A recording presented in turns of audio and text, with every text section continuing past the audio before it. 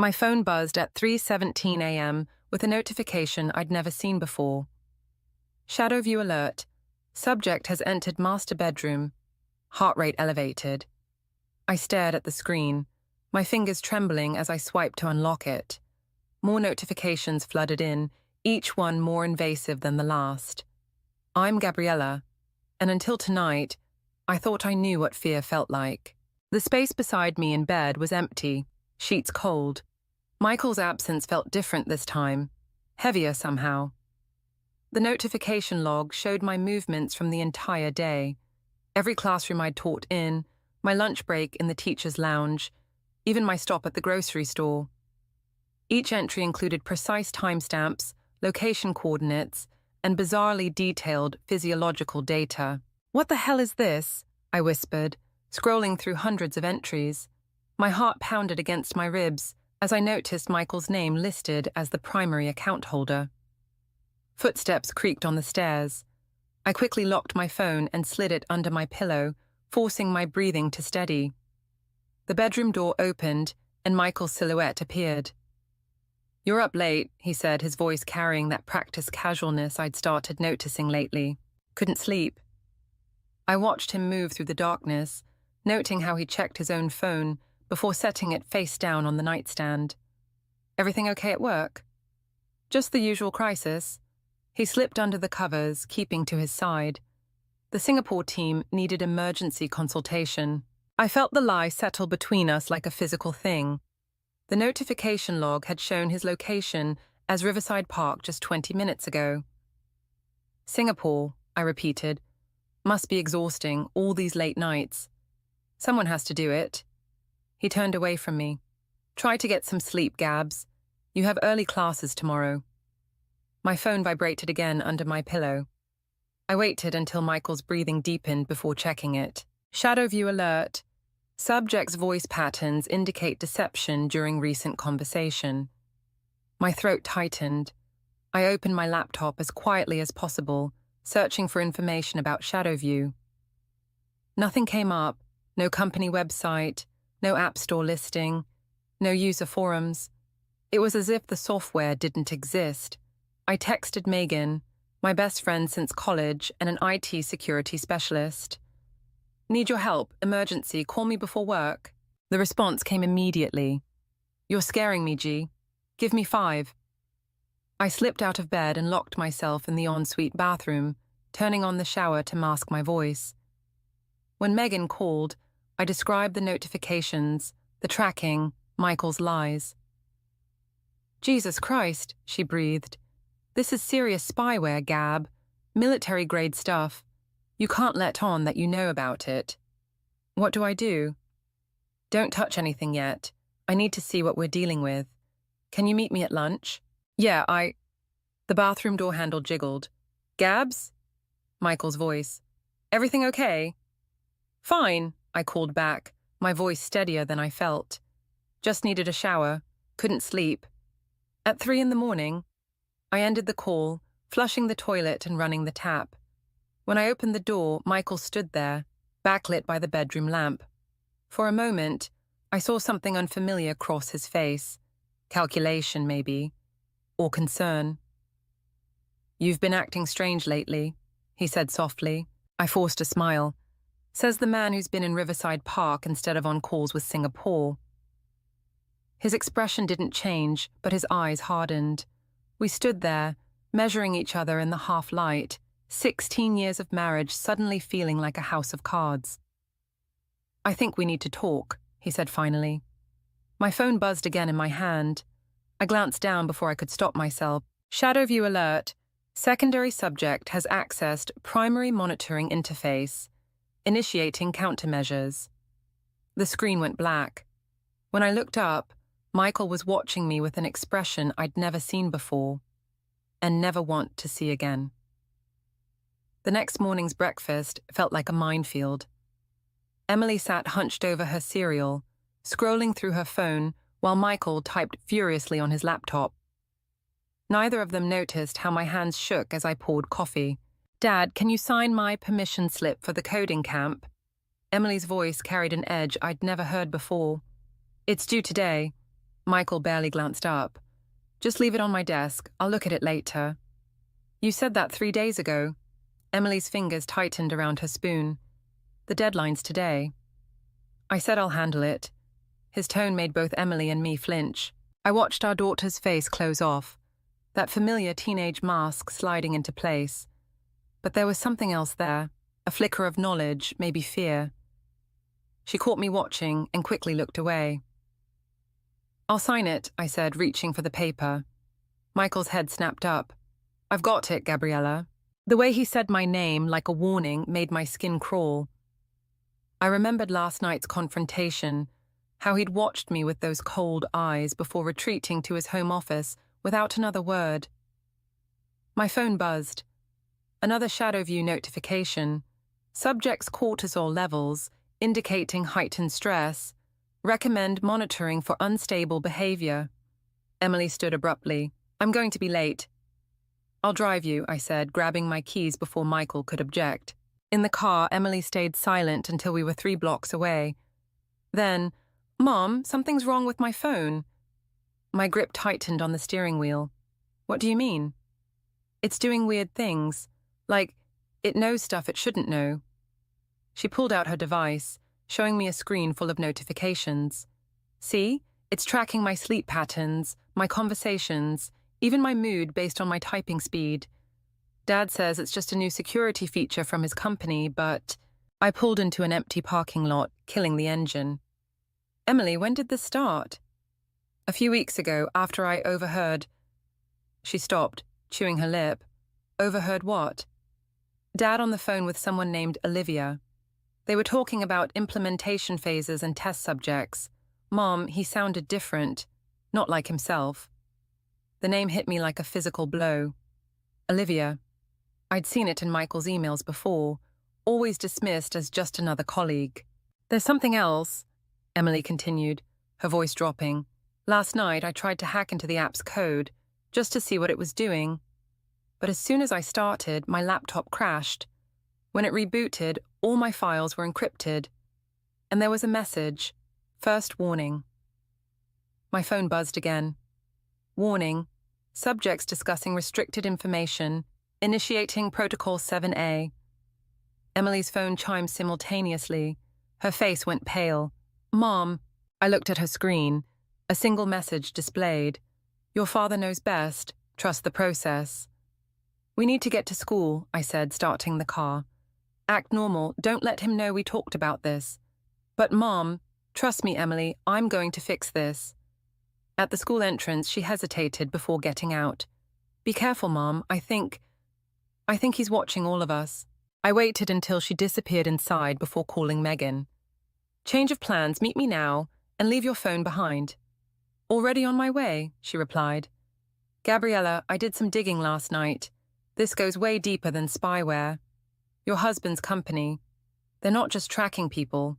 They're controlling them. What do you mean? The app doesn't just monitor. It manipulates, changes text messages, alters photos, creates false records. It's like a digital puppet master, and Michael's one of the puppeteers. My phone lit up with a new notification. Warning, unauthorized contact detected, implementing corrective measures. The car's engine suddenly died. The doors locked themselves. And on my screen, a new message appeared. Time to come home, Gabriella. We need to talk about your behavior. I abandoned my car in the school parking lot and took Megan's advice. Ditched my phone, borrowed cash from the school secretary, and caught a bus downtown. The encrypted audio files I'd discovered on my phone that morning burned in my mind. I'd only managed to decrypt one before everything went dark. Michael's voice, intimate and warm, speaking to someone named Olivia about phase 2 of the implementation. The coffee shop where I met Megan was crowded enough to hide us, but quiet enough to talk. She slid a burner phone across the table. They can't track this one, she said, then pushed a laptop toward me. Watch this. Security footage played on screen. Michael entering a high-rise building downtown at midnight, followed by a tall woman in a red dress. The timestamp showed last Thursday when he'd claimed to be in Chicago.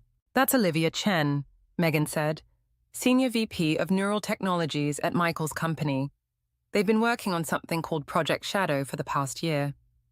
Neural Technologies? My coffee went cold in my hands.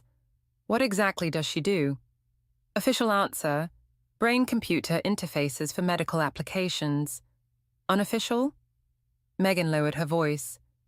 They're developing ways to manipulate digital reality, change what people see, hear, even remember. A waiter approached. We fell silent until he passed. The spyware on your phone, that's just the surface, Megan continued. They're testing something bigger, something that can alter. The cafe's TV suddenly switched from sports to security footage of me and Megan sitting right there. Text scrolled across the bottom. Subject located, intervention team en route. We need to move. Megan grabbed her laptop. Now. We hurried toward the back exit, but a familiar voice stopped me cold. Leaving so soon? Olivia Chen stood blocking our path, elegant in a tailored suit, her smile sharp as broken glass. Michael appeared beside her, his hand resting possessively on her lower back. Gabriella, he said, you're making this much harder than it needs to be. Am I? My voice shook with rage. Like how you made our marriage harder by sleeping with her. This isn't about us. Olivia stepped forward. It's about something much bigger. We're reshaping reality itself, making a better world. By spying on your own daughter, the words tasted like acid. By manipulating people's lives. By controlling the chaos, Michael countered. Think about it, Gabs. No more lies, no more uncertainty. Complete digital oversight of every interaction, every relationship. Pure truth. That's not truth, Megan spat. That's tyranny. Olivia's smile widened. Speaking of truth, Gabriella, did you know your friend here has been feeding information about you to us for months? My head snapped toward Megan. She wouldn't meet my eyes. I had to, she whispered. They have my sister. The betrayal hit like a physical blow. While I reeled, Michael moved closer, his voice softening to that familiar tone that used to mean safety. Come home, he said. Help us perfect this. Think of the good we could do. No more deception, no more betrayal. Everyone connected, everyone accountable. Everyone controlled, I corrected. Like you're controlling Emily? Something flickered in his eyes. Doubt, maybe guilt. Olivia noticed too. Her hand tightened on his arm. Emily's young, she said smoothly. She needs guidance, structure, just like you do.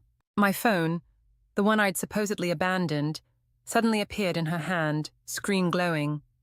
Audio played, my voice, twisted and wrong, confessing to crimes I'd never committed. Digital reality is whatever we say it is, Olivia explained. Remember that when you're deciding whose side you're on. I looked at Michael, searching for any trace of the man I'd married. What happened to you? I evolved, he said. The question is, will you? The cafe's lights flickered. Every screen, phones, laptops, the TV, displayed the same message. Choose now. I thought of Emily, of her encrypted files and frightened eyes, of 16 years of marriage unraveling into something monstrous, of truth warping like a reflection in broken mirror. I made my choice.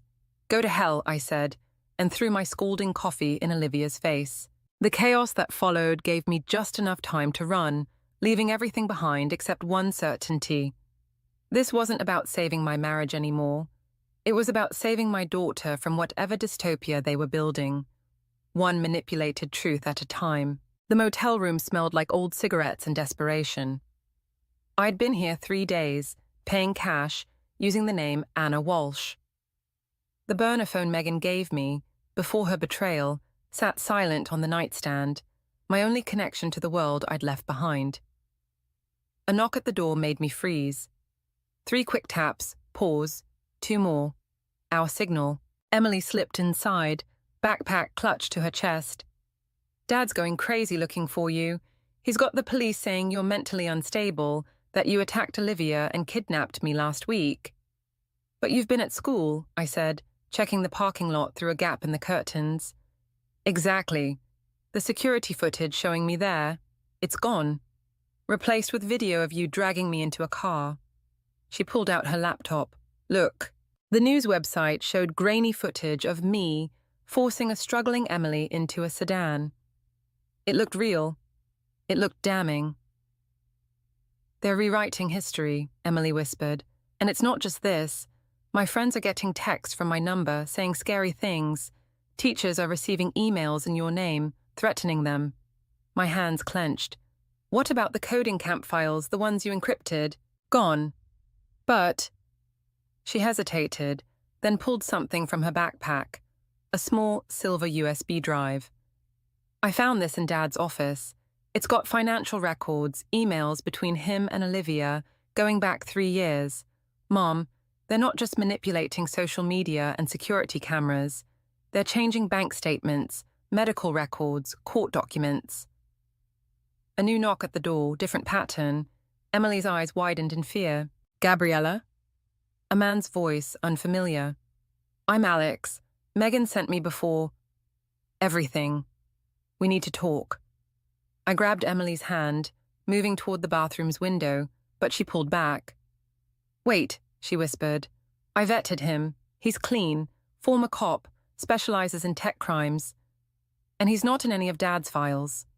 My daughter becoming an investigator while I was hiding in cheap motels. The pride hurt almost as much as the fear. I opened the door. Alex was older than I expected, with tired eyes and a detective's watchful stance. He took in the room, Emily, me, then held up his phone. They're moving faster than we thought, he said. Your husband just filed for emergency custody, claims you're having a psychotic break, that you've been stalking him and Olivia for months. They've got evidence, therapist reports, prescriptions, police statements. All fake, all perfect. How long? I asked. Before they find you. Days, maybe hours. They're burning your whole life down, Gabriella. Job, reputation, relationships, all of it. Emily's laptop chimed. She went pale reading the screen. Mom. She turned it toward me. They're in my school records now. Changing grades, attendance, everything. It's like they're erasing me too. Alex moved to the window. We need to go. Oh, now, I've got a safe house. No. The word came out harder than I intended. No more running, no more hiding. I took the USB drive from Emily. We've got proof, real proof. They'll just alter it, Alex said. Make it look fake. Not if we make it public first. Not if we show everyone how deep this goes. I looked at Emily. Can you crack their encryption? Get into the Shadowview network. She straightened, suddenly looking older than 16. With help, I know some people, hackers who hate this kind of corporate surveillance. But Mom, if we do this, I know, no going back. Alex checked his phone again. Whatever you're planning, make it fast. Your husband just called an emergency press conference for tomorrow morning. Emily's fingers flew across her keyboard. He's going to use it to destroy you completely, make you look like a dangerous stalker who needs to be locked up. I thought of Michael's words in the cafe. Digital reality is whatever we say it is. But he'd forgotten something crucial. Reality itself still existed underneath all their manipulations, and I was done letting them control the narrative. Then we'll crash his press conference, I said. Show everyone exactly who's really dangerous. I turned to Alex. How good are you at creating a scene? He smiled for the first time. Former cop, remember? I'm excellent at scenes. Emily looked up from her laptop, her expression a mirror of my own determination. I've made contact. My hacker friends are ready. We can shut down their whole network. Good, I said, feeling the weight of the USB drive in my hand. Because tomorrow we're going to show the world what digital truth really looks like. The corporate headquarters loomed above us, all glass and steel reaching into the morning sky. Emily's hacker friends had come through. We had access to the building's security network, but only for 20 minutes. Just enough time to infiltrate Michael's press conference and expose everything. Mom! Emily grabbed my arm as we crossed the lobby. There's something else on the drive. Something about Megan's sister. Alex tensed beside us. Now's not the time. It's encrypted differently, Emily continued, her voice shaking. But I recognize the file structure. It's the same as the blackmail folders they keep on their targets. The elevator doors closed behind us. Level 42, where Michael would be presenting his carefully crafted lies to the media.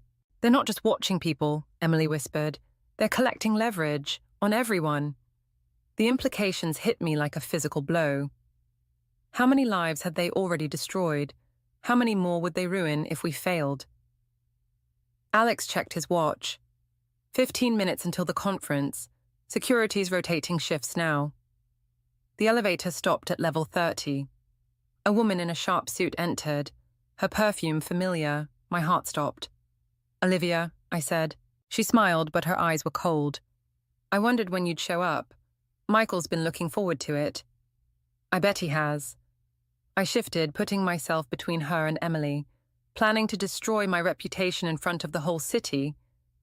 "Oh, that's already done." She held up her phone. "Right now, every major news outlet is receiving evidence of your history of mental instability, your stalking, your violent tendencies. All fake. Does it matter? Digital truth, remember?" She glanced at Emily. "Though I am surprised you'd drag your daughter into this, especially given what's on that drive she stole." Emily stiffened. "What are you talking about? Ask your mother about the real reason she became a teacher, about what happened at her last school." Olivia's smile widened, or should I say, what she made happen. The elevator stopped again. Level 40. "You're lying," I said, but doubt crept in. How deep did their manipulation go? How far back could they change the past? "Are we?" Olivia stepped closer. "Check the drive. Section 7, file marked Preston Academy. But hurry, you've only got about 10 minutes before security finds your little hacker friends." The doors opened. Olivia stepped out, then turned back. "Oh, and Gabriella? Michael wanted me to tell you. Emily's acceptance letter to MIT. We wrote that too. Every achievement, every success. We gave her those. Makes you wonder what's real, doesn't it?" The doors closed on Emily's shocked face. "She's lying," Alex said quickly. "They're trying to get in your head." But Emily was already pulling out her laptop, fingers flying across the keys. "Mom, there's a file. It's opening." "We don't have time," I said, but my voice sounded hollow. "The press conference." Got it." Emily's face went pale. "Mom, what did you do?" The elevator stopped at level 42. Through the glass walls, I could see the media setting up. Michael at the podium doing sound checks. Everything we'd planned, all our evidence, waiting to be revealed. But Emily's eyes held something worse than Olivia's accusations. Doubt. "We can't trust anything they show us," I said, reaching for her laptop. "They manipulate everything, remember?" She pulled away. "This isn't manipulated. These are original files from before Shadowview existed, about why you really left teaching in Boston." The conference room doors were right there. All our planning, our chance to expose everything, slipping away with each second. "Emily, please." I held out my hand. "Trust me." She looked at the laptop, then at me. "Did you?" Alex checked his watch. 2 minutes. Through the glass, I saw Michael spot us. His smile was my own reflection, twisted and wrong. He knew.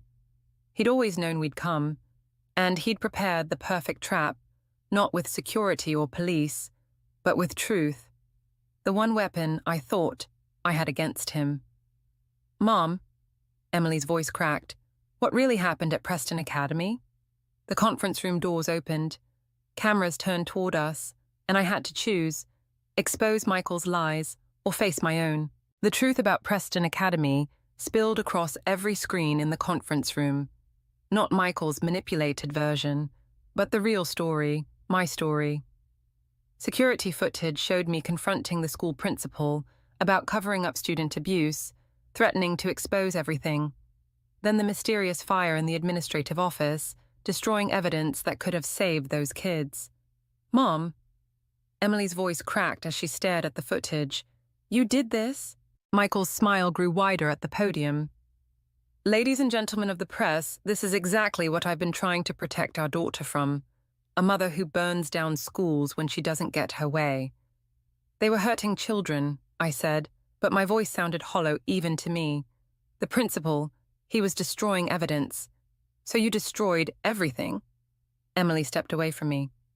Like you're trying to destroy Dad? Alex moved between us and the cameras. We need to go, now. But Michael wasn't finished. What my wife fails to mention is that her actions didn't save anyone. The abuse continued. The only thing that burned was the truth.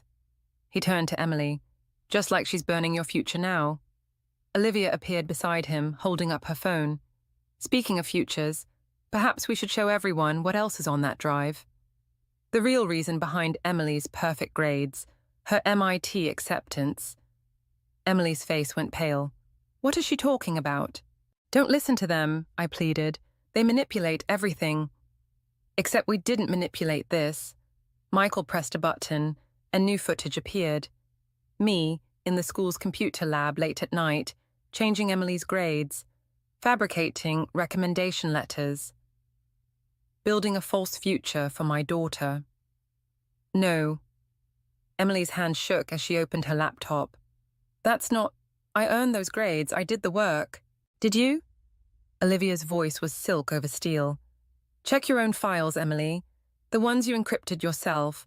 Compare them to what the school has on record. I watched my daughter's world crumble as she saw the truth. Every achievement she'd been proud of, tainted by my desperate need to protect her, to ensure she had opportunities I never had. Why? She wouldn't look at me. Why would you do this? Because she doesn't trust anyone else to take care of you, Michael said softly. Not even you. Security guards appeared at every exit. Alex tensed, reaching for something under his jacket. Don't, I whispered. It's over. Is it? Michael's voice carried across the silent room. Or is this where you burn everything down? Again, Gabriella. Try to destroy the evidence of what you've done. Cameras flashed. Reporters shouted questions. But all I could see was Emily's face as she backed away from me, toward Michael and Olivia. Emily, please. I took a step forward. Everything I did was to protect me. Her laugh was bitter, familiar. My laugh. By lying, by making me believe I was something I'm not. You are exactly who you think you are, I said desperately. Your mind, your talent, is real, Michael finished, which is why we're offering Emily a choice.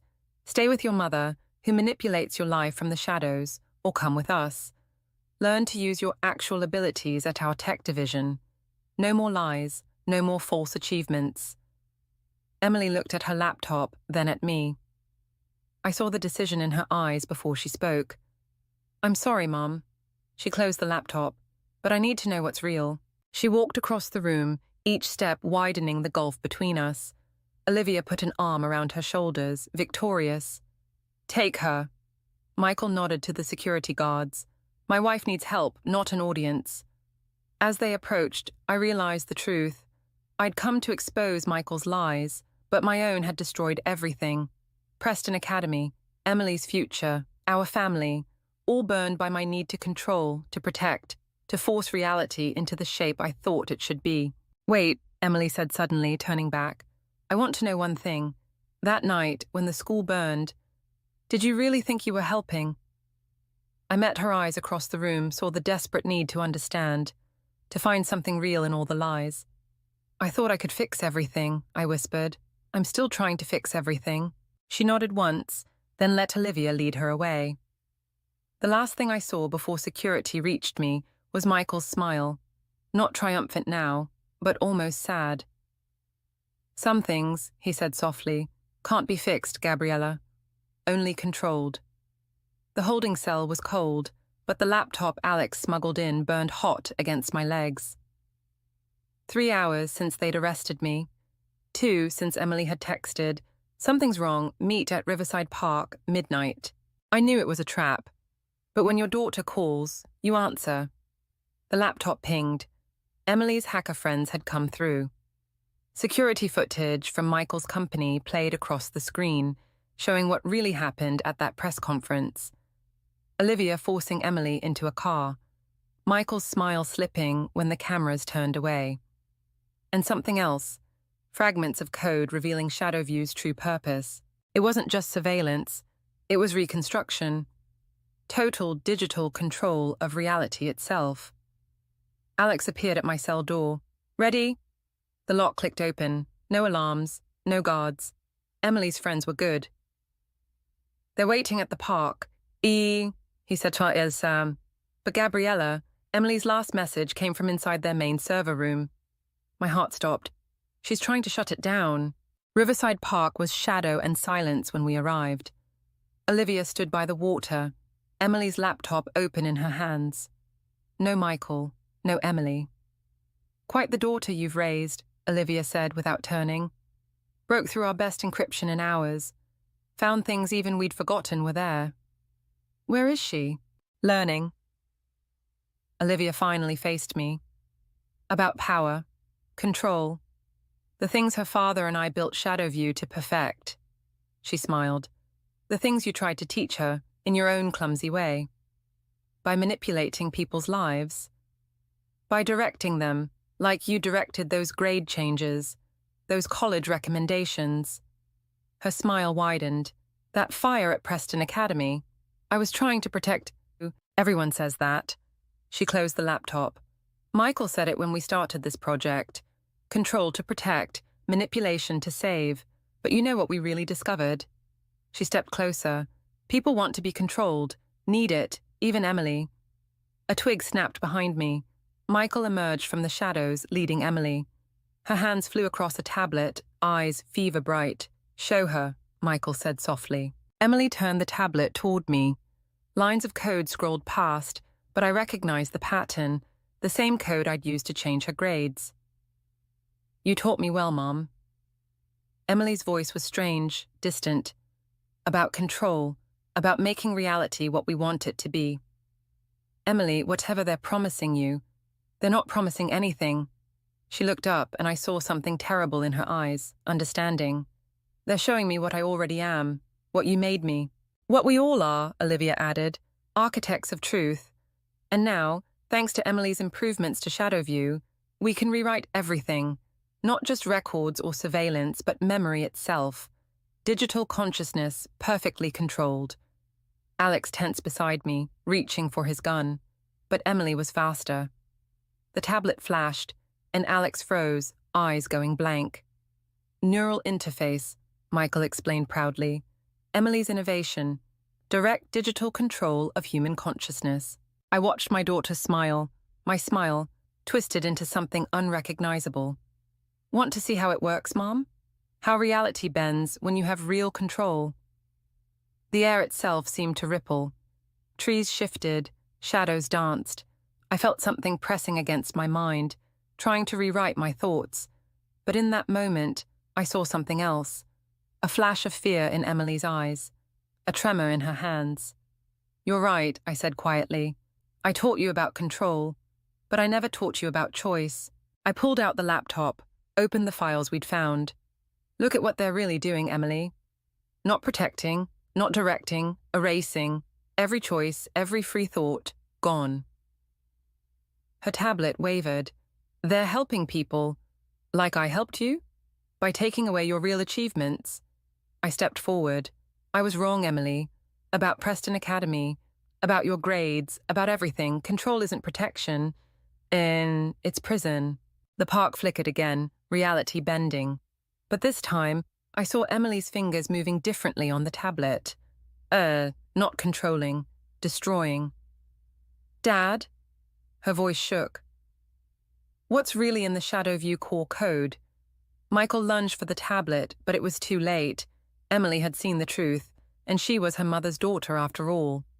The night exploded in cascading waves of broken code, as every digital lie we'd all built came crashing down around us. The police lights painted Riverside Park in alternating red and blue as they led Michael and Olivia away.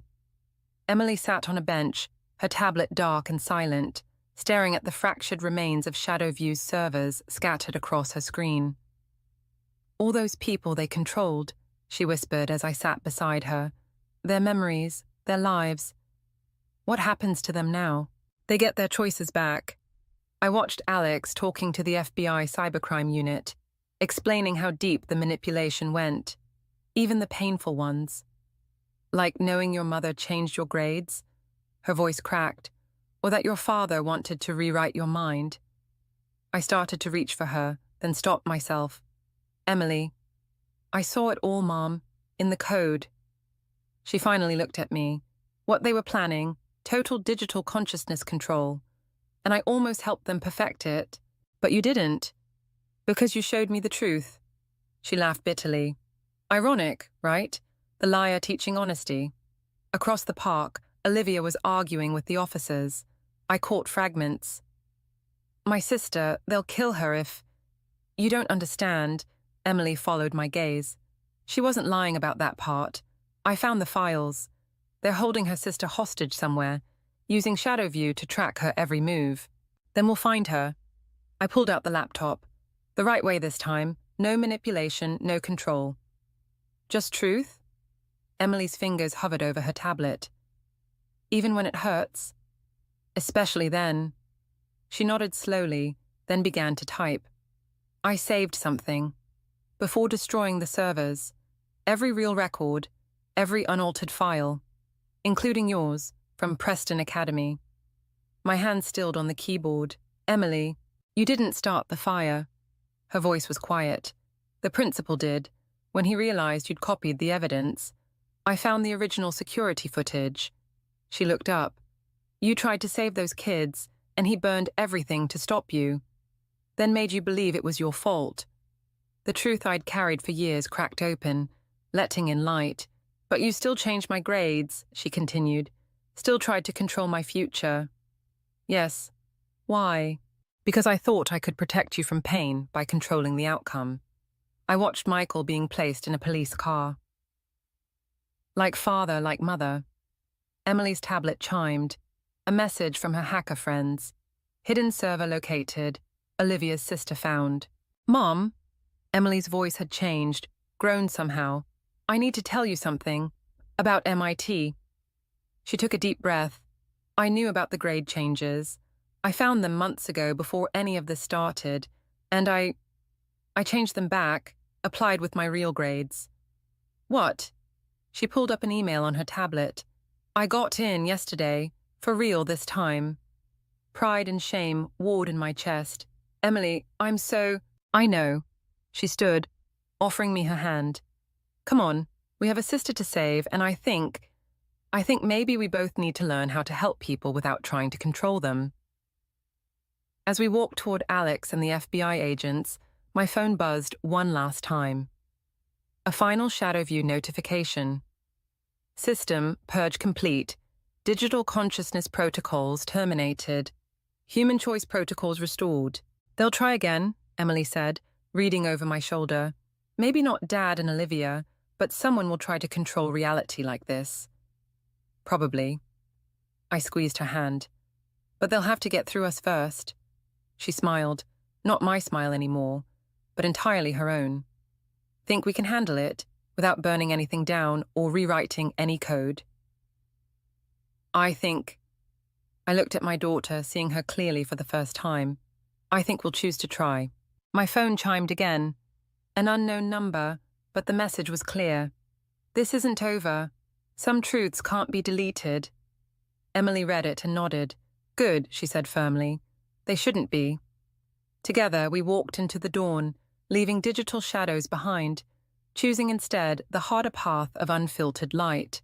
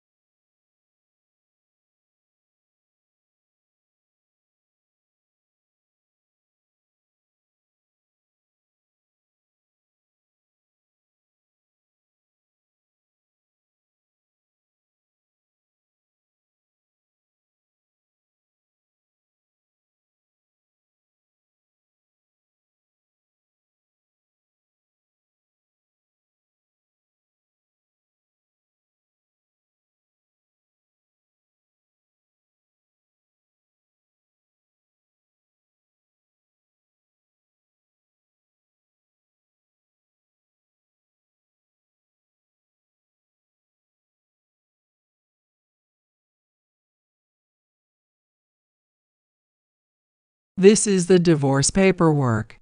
My new wife will take care of everything from now on." My husband, Christopher, handed me the papers with a smug smile, completely oblivious to the gravity of his words. The moment I saw his expression, I felt an icy chill spread through my chest. I took a deep breath, absorbing his words calmly, and responded with a smile. "Well then, good luck with 24-hour caregiving, nighttime bathroom trips, preparing every meal. It's all yours now. If your new wife can handle it all, I'm sure you'll be just fine." I didn't miss the brief flicker of doubt that crossed his face. That's right. He didn't understand. He had no idea how grueling it was going to be. My name is Mia. I've been married to my husband Christopher for 25 years.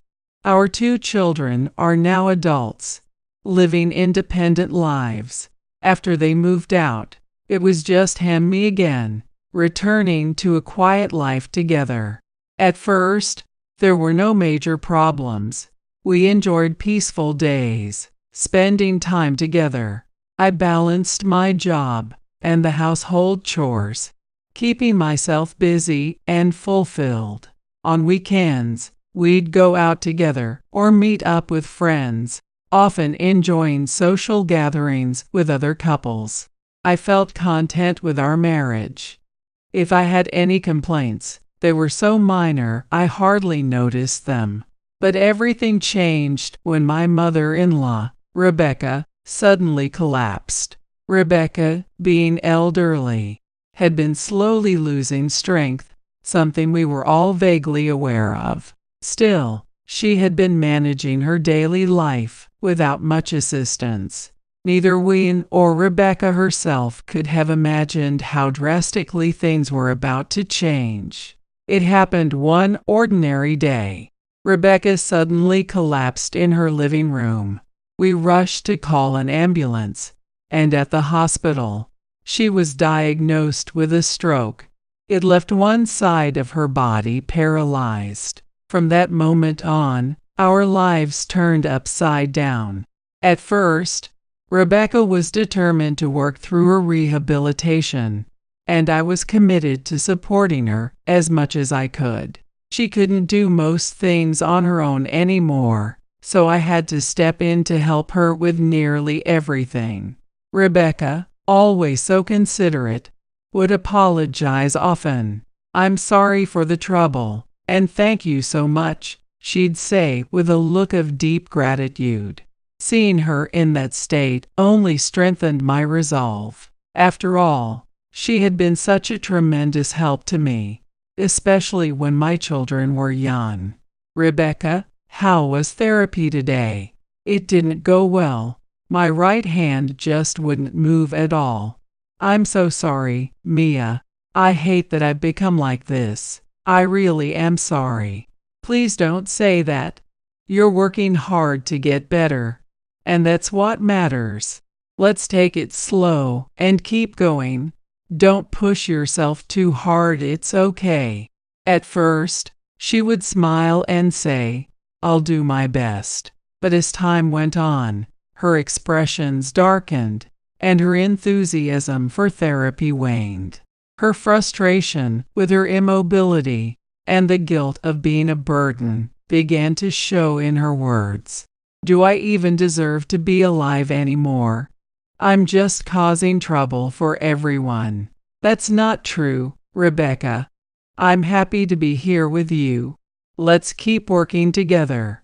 And I truly meant it. It was painful to see her struggling and fighting this illness, but supporting her felt like an important role for me. However, the reality was much harsher than I had imagined. On top of caring for Rebecca, I had to handle all the household chores and prepare every meal by myself. The hardest part was the constant vigilance helping her to the bathroom at night, adjusting her sleeping position, always being on alert for her needs. Even though I had resolved to support Rebecca, I felt my spirit beginning to break. Rebecca, please don't hesitate to call me if you need anything. I'll always help you. I'm so sorry, Mia. I hate putting you through this again and again. I just feel so useless. Every time she said that, it broke my heart. But even I had limits. From morning until night, I never had a moment to rest. Gradually, I felt both physically and mentally exhausted. At work, I struggled to stay awake, constantly worrying about how to manage this overwhelming situation. Meanwhile, Christopher started coming home late more often. Christopher, you've been getting home late lately. I know work is probably hectic, but can you spare a little thought for Rebecca? I know, but the project at work is really demanding right now. I'm able to focus on it because you're doing such a great job taking care of her. I trust you with it. His words made my frustration boil over. He had no idea how tired I was or how much effort I was putting into caregiving and running the household. I was working too. Feeling isolated, I continued to take care of Rebecca every day. If only I were stronger, you wouldn't have to bear this burden. I'm so sorry. Please don't say that. You've done so much for me over the years. Let me repay you now. I said it, but I couldn't deny the growing toll on my body. Yet, I felt there was no one I could rely on. I believed it was my responsibility to care for Rebecca. But wasn't it Christopher's responsibility too, as her son? So I tried asking him again. Christopher, could you help out a little? I'm really tired. I already told you I'm swamped with work. I can't right now. Just give it a bit longer, and things will settle down. But that bit longer never seemed to arrive. I continued handling everything alone.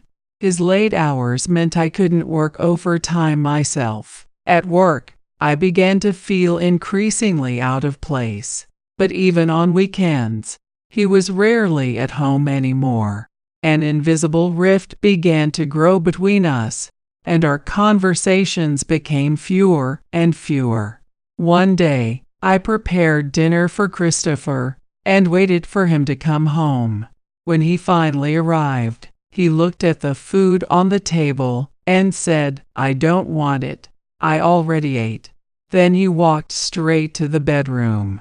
"What? Why? I went through the trouble of making this. You usually let me know ahead of time. It's too much of a hassle to call every time.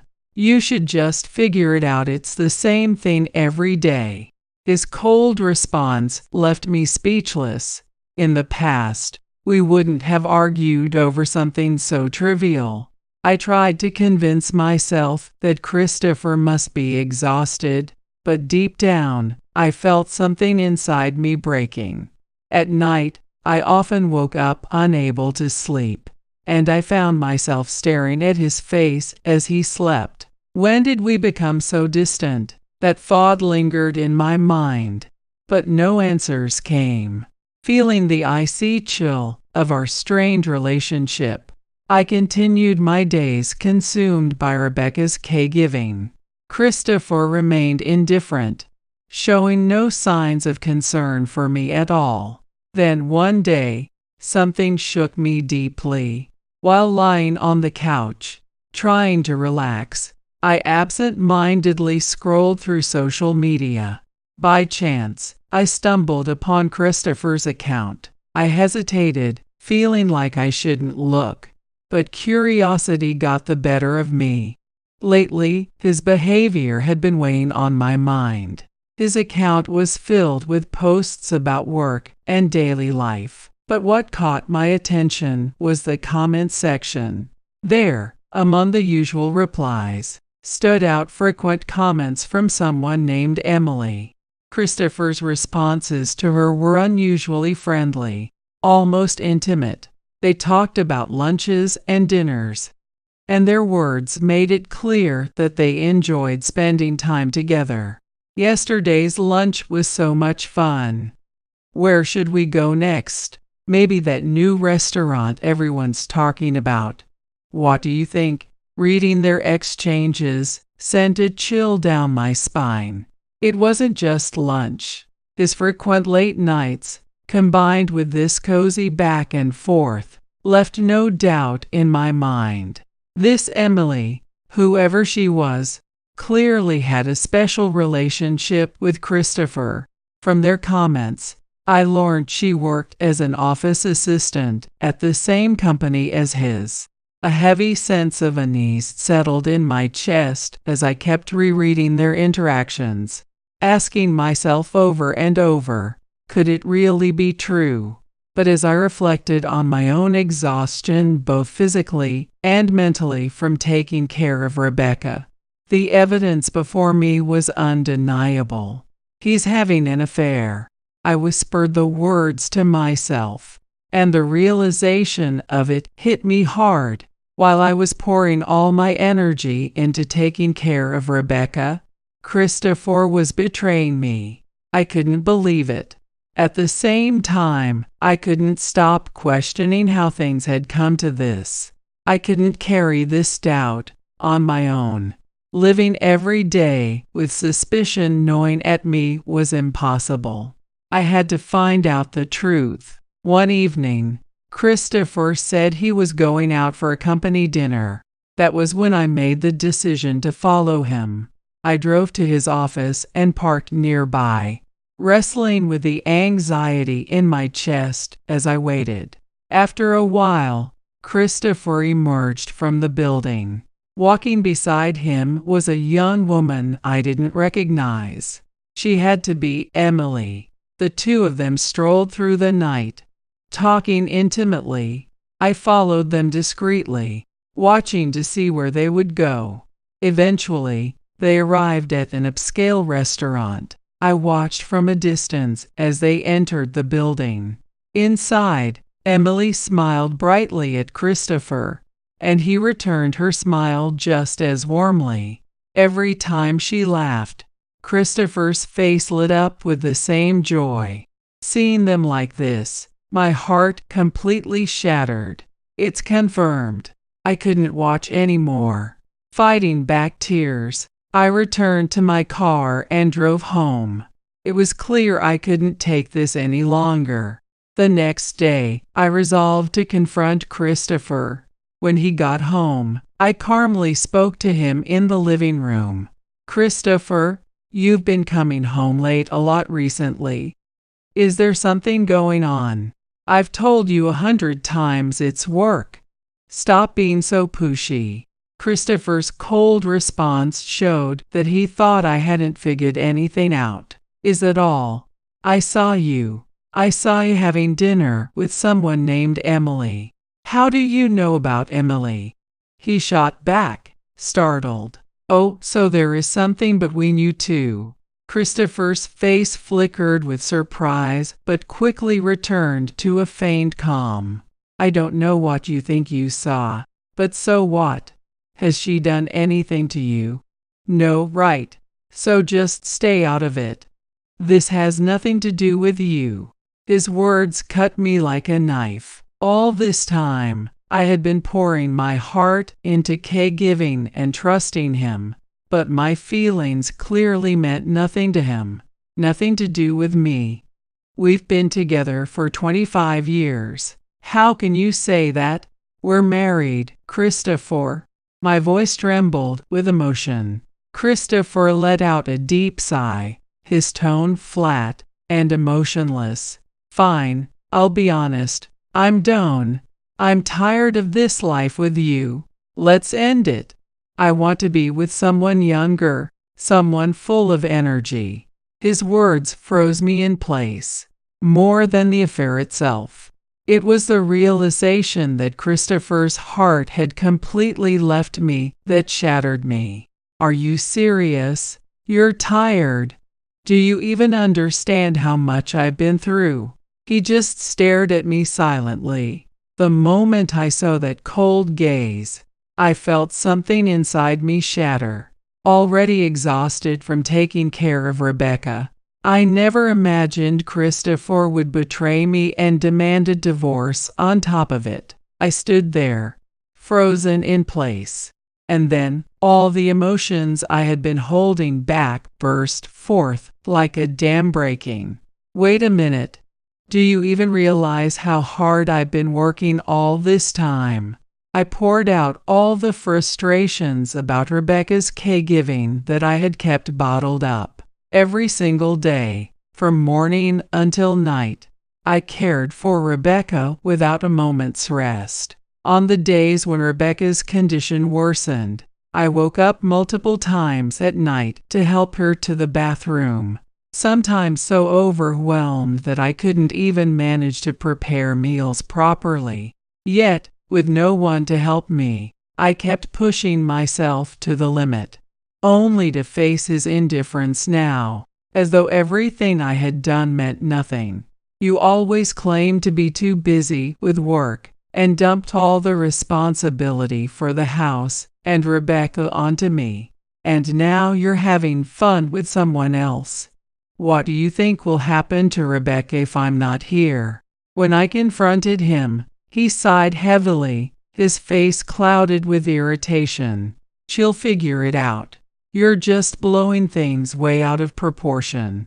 Hearing those words, a deep rage surged from within me.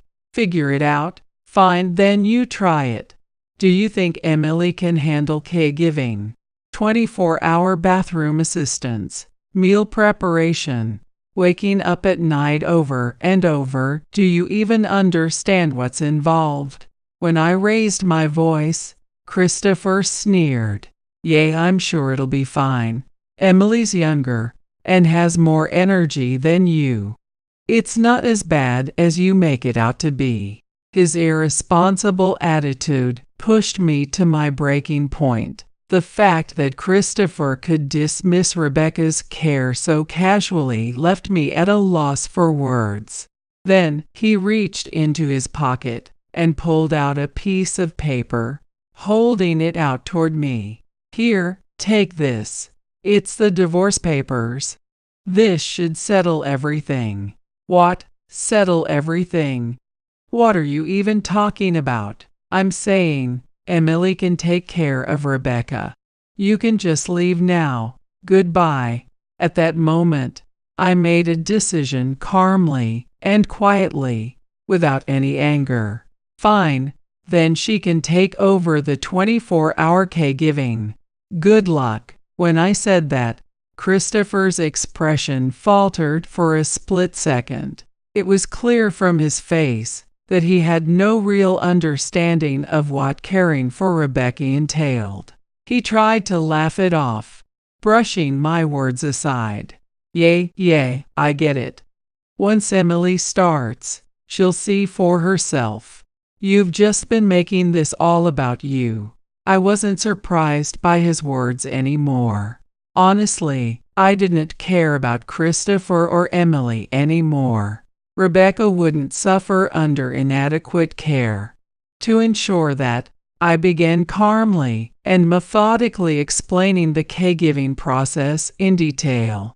Rebecca needs help going to the bathroom multiple times at night. Someone has to be there every single time.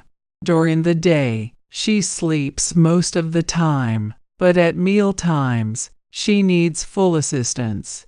She can't shower on her own, so you'll have to hold her steady while washing her body. I outlined every detail of the care required. Preparing meals takes time, and you have to make sure she doesn't choke because she has trouble swallowing. Showering means supporting her weight carefully, and drying her hair afterward is part of the job too. Rebecca can barely move on her own, so I've been performing bed care, including position changes, every single day. And most importantly, Rebecca's emotional care is crucial. She feels heartbroken about not being able to do anything for herself. Every day, I have to comfort and encourage her.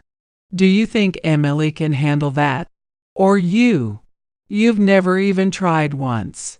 When I confronted him, Christopher listened in silence. His initial dismissive attitude gradually shifted, but even then, he refused to admit his wrongdoing. If you're doing all those little things, of course you're exhausted.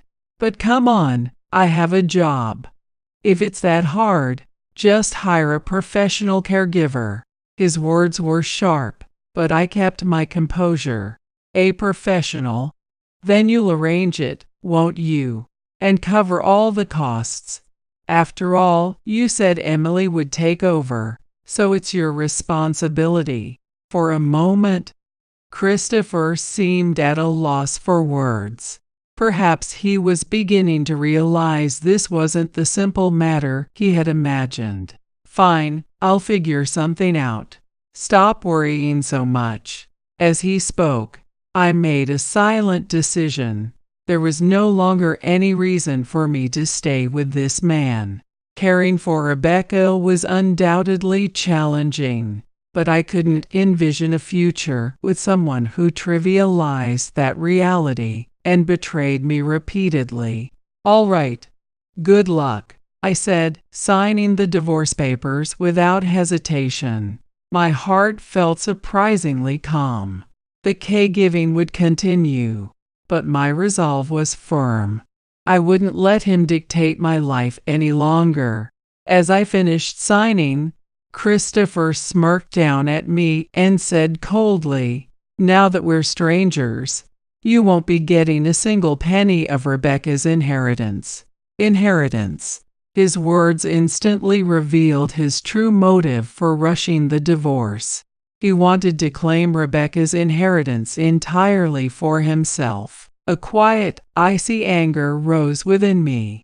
It wasn't about wanting the inheritance for myself. It was about his blatant greed and utter disregard for everything I'd endured. Unbelievable. It was all about the inheritance, wasn't it? I said quietly. Christopher's expression suggested he saw nothing wrong. Of course, it's only fair. I've been supporting this household. The inheritance is mine, and you're not entitled to a dime. His brazen selfishness left me sighing in frustration. It became clearer than ever that Christopher neither valued my efforts nor understood the weight of Rebecca's care. What shocked me even more was his naive optimism about life with Emily. "Just so we're clear," I said, my tone calm but firm. "Since we'll be strangers, I won't have anything to do with Rebecca's care. Emily will be living with you and taking over." "Right." Christopher hesitated briefly, then responded with overconfidence. "Of course. She's young, beautiful, and willing to do anything for me. She's nothing like you." That comment left me inwardly dumbfounded. He was completely detached from reality. Even caring for one's own parents can be incredibly challenging. Yet Emily, who has no blood relation to Rebecca, was expected to take on such a demanding role. I, on the other hand, had been able to continue caregiving without complaint because Rebecca had been so kind to me since the beginning of my marriage. Could Emily possibly manage that? He had no understanding of how difficult caregiving truly was or how rare it was to find someone with a sense of responsibility to carry it out. A few days later, Christopher was forced to confront the collapse of his optimistic delusions. Emily, the woman he had confidently relied on, showed absolutely no interest in caregiving. One day, when Christopher asked Emily to help take care of Rebecca, her response was chillingly cold. "Emily, I was thinking we should move in together soon. Mom needs a little help, and it'd be great if you could pitch in while I'm at work," he suggested confidently. Emily frowned, letting out an exasperated sigh. "Absolutely not. I'm not doing that. caregiving? No way. If it's so important, you do it. Why should I quit my job for your mom? Her blunt refusal left Christopher stunned. The life he envisioned with Emily wasn't appealing to her at all. It was nothing but a burden. Of course, this outcome was obvious to anyone paying attention. No, it's not that hard. Just watch her while I'm at work. Please, I'm begging you. Christopher pleaded desperately, but Emily's response was even colder. Why don't you do it? I'm not doing that. Just thinking about living like that is unbearable. Emily dismissed him curtly and walked away. Christopher seemed to think it was only natural for a wife to take on caregiving duties. It never occurred to him that she might refuse. The moment Emily made her stance clear, Christopher felt his fantasy crumble for the first time. He began to realize there was no such thing as a new life. Emily had no intention of being involved in caregiving, and Christopher himself had no real understanding of how difficult it was to care for Rebecca. But being abandoned by Emily pushed Christopher into a corner. When Christopher told me about his exchange with Emily, I was at a loss for words. See, I told you. That was all I could manage to say. Christopher had always assumed Rebecca wouldn't live much longer. True, Rebecca was older now, and not as physically strong as she once was. However, she remained active, keeping up with walking and exercise regularly. While her physical mobility was limited, her mental faculties were completely intact. I knew Rebecca's strength and resilience, even at her advanced age. Yet Christopher, consumed by his assumptions, believed caregiving would soon end, and he rushed to claim the inheritance to start his new life. His plan shattered instantly when Emily left him. One day, Christopher called me. His voice was filled with panic and confusion. Mia, please. I can't handle Mom's caregiving on my own. You have to help me. I'm really struggling here. Hearing those words, I couldn't help but laugh. As soon as he faced the reality of caregiving himself, he came running back to me for help. But seeing him like this left my heart completely cold. You said you'd figure it out yourself. And aren't we strangers now? Why don't you ask Emily for help? I replied calmly, and on the other end of the line, Christopher fell silent for a moment. I told you, Emily left, and we never got married, so she's not my wife. Come on, don't be so cold. I have no one else to turn to. As my ex-wife, I'm begging you. Please help me. Christopher was desperate. But I felt nothing. Remembering how he had cornered, betrayed, and selfishly lived his life, I realized there was no room for sympathy. Excuse me, I thought this is what you wanted. You said you'd manage, so why are you saying this now? I said coldly, and hung up the phone. It was truly over. No matter how much he regretted it, there was no going back. I calmly considered my next move. With the divorce finalized, I had the right to demand alimony and compensation from Christopher and Emily in court. After all, I had taken on Rebecca's caregiving for years while Christopher belittled my efforts and betrayed me. It was only fitting that he face the consequences. I approached both of them with a calm determination, intent on claiming what was rightfully mine. However, Emily reportedly presented Christopher with an unexpected condition. If you pay my settlement, I might consider getting back together with you. Hearing that, I couldn't help but laugh inwardly. Of course, she was only after his money. And Christopher, terrified of being alone, would undoubtedly agree to such terms. Sure enough, after pretending to think it over, Christopher reluctantly accepted Emily's proposal. Fine, I'll pay. It's better than being alone. The moment he said those words, I was certain of his downfall. Christopher had no means to pay Emily's settlement, yet, unable to face the fear of being alone, he eventually resorted to consumer finance. A few days later, I saw him entering a consumer finance office from a distance. It was clear that he was getting himself into a situation far beyond his control. But this was the path he had chosen. I had no intention of getting involved anymore. Not long after, his life began to fall apart rapidly. First, his attempts to arrange caregiving services failed. With so many elderly people in need, all the nearby facilities were full. Rebecca had been participating in rehabilitation, which meant her caregiving level wasn't high. It was impossible for her to be admitted to a facility immediately. Why is this taking so long? Isn't she supposed to be admitted right away? He couldn't hide his frustration as he complained over the phone to the service coordinator. However, no matter how much he pushed, reality remained unchanged. The caregiving system doesn't move on impatience alone. The service coordinator carefully explained Rebecca's care level requirements, but he didn't understand any of it. What does that even mean? Just hurry it up already. He reluctantly hung up the phone, his shoulders slumping as he let out a deep sigh. I heard all of this from Rebecca.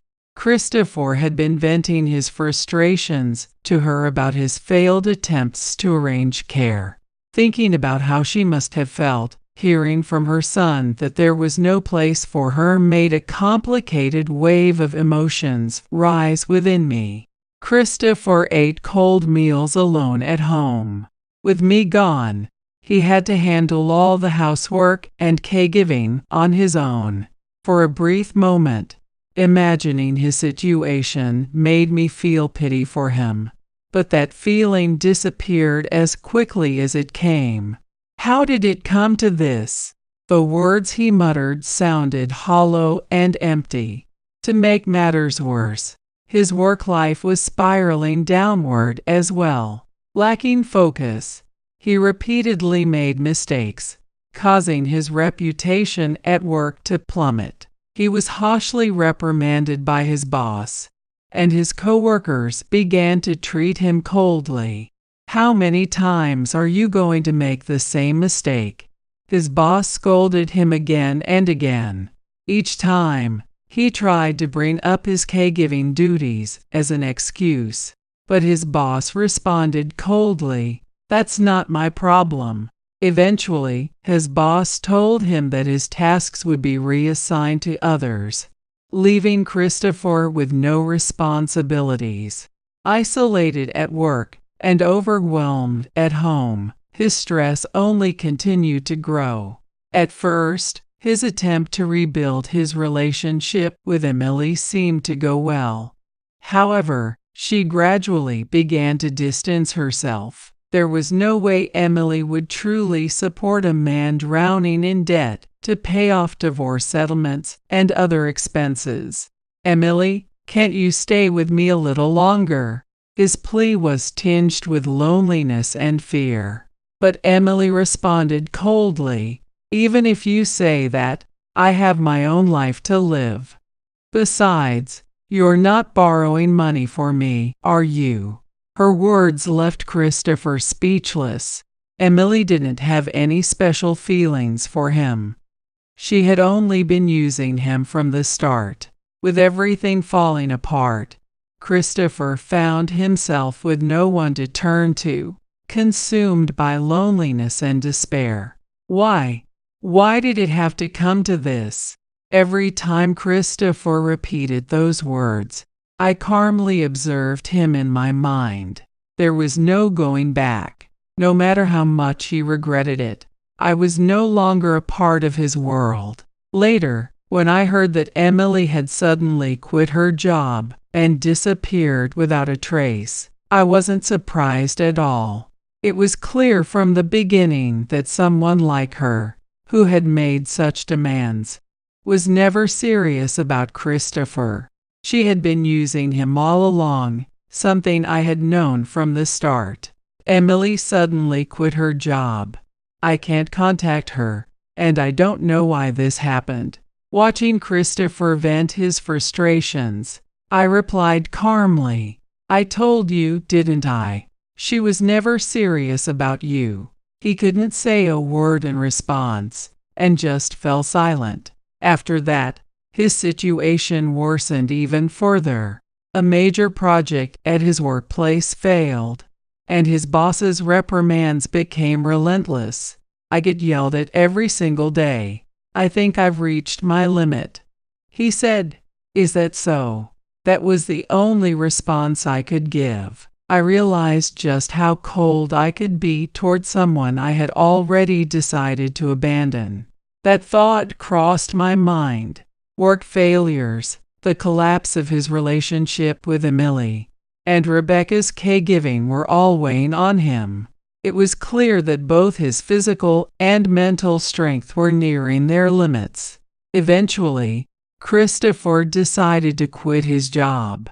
His debts continued to pile up, and he could no longer afford Rebecca's caregiving expenses. And yet, he still chose to resign. "I have no money left. I can't arrange a care facility for Rebecca.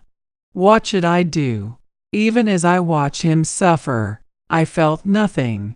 This was the result of the path he had chosen for himself. But when it came to Rebecca, my heart ached. I couldn't stand the thought of Christopher's irresponsibility affecting the kind and gentle Rebecca. "I'll take Rebecca in," I declared. Christopher looked shocked. "Are you serious? You'll take her in? I thought you said you didn't care anymore." "I don't care about you, but Rebecca is important to me." At my words, Christopher fell silent. It seemed he didn't even have the strength to argue anymore. From that moment on, I began preparing to bring Rebecca into my home. I couldn't just leave her with Christopher, who had no means to care for her and no facility to send her to. Rebecca was still strong in spirit. I hoped that by welcoming her into my home, she could feel a sense of safety and peace. When I told Rebecca that I would be taking her in, she cried tears of gratitude. "Mia, thank you so much. I'm so sorry for being such a burden." "It's nothing like that. From now on, let's spend peaceful days together." And so I began living with Rebecca once again. I no longer cared about Christopher, but I was determined to protect her. That was my final decision. In the days that followed, my life with Rebecca became as calm and comforting as if we were mother and daughter. With consistent rehabilitation, Rebecca eventually regained her ability to walk steadily on her own. In the beginning, I helped her practice walking, but now it feels like she is the one supporting me.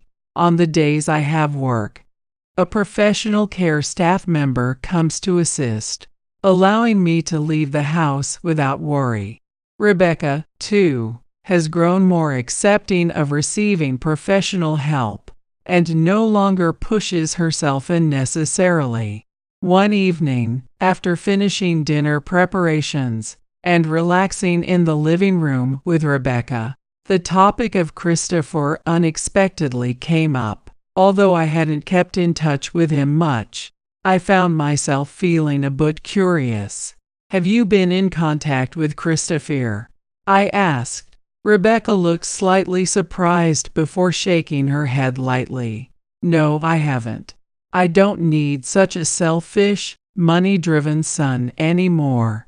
Her words carried the weight of the pain and disappointment she had been harboring. But what she said next warmed my heart deeply. "Because I have you, I'm fine. I think of you as my real daughter." Those words made my chest tighten with emotion. Holding back tears, I smiled and gently held Rebecca's hand.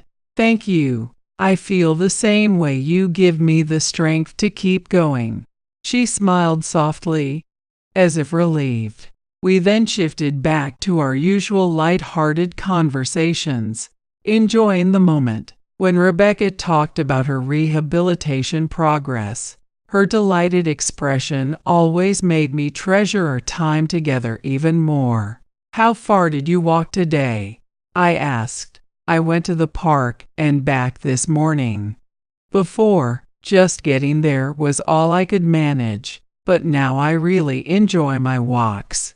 "That's amazing. It sounds like you'll be able to go even farther next time." "Yes, maybe I'll try going a little farther next time." Day by day, life with Rebecca became more vibrant. Our days were filled with gentle conversations and endless smiles as we healed from past wounds and moved forward toward a brighter future together. The time when I struggled with Christopher's betrayals now feels like a distant memory, almost as if it never happened. Now I find myself truly smiling every day.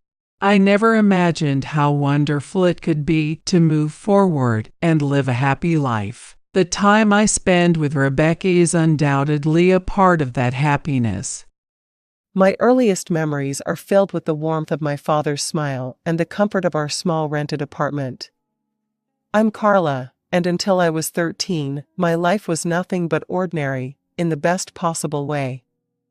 My dad, James, was the kind of father who made everything an adventure.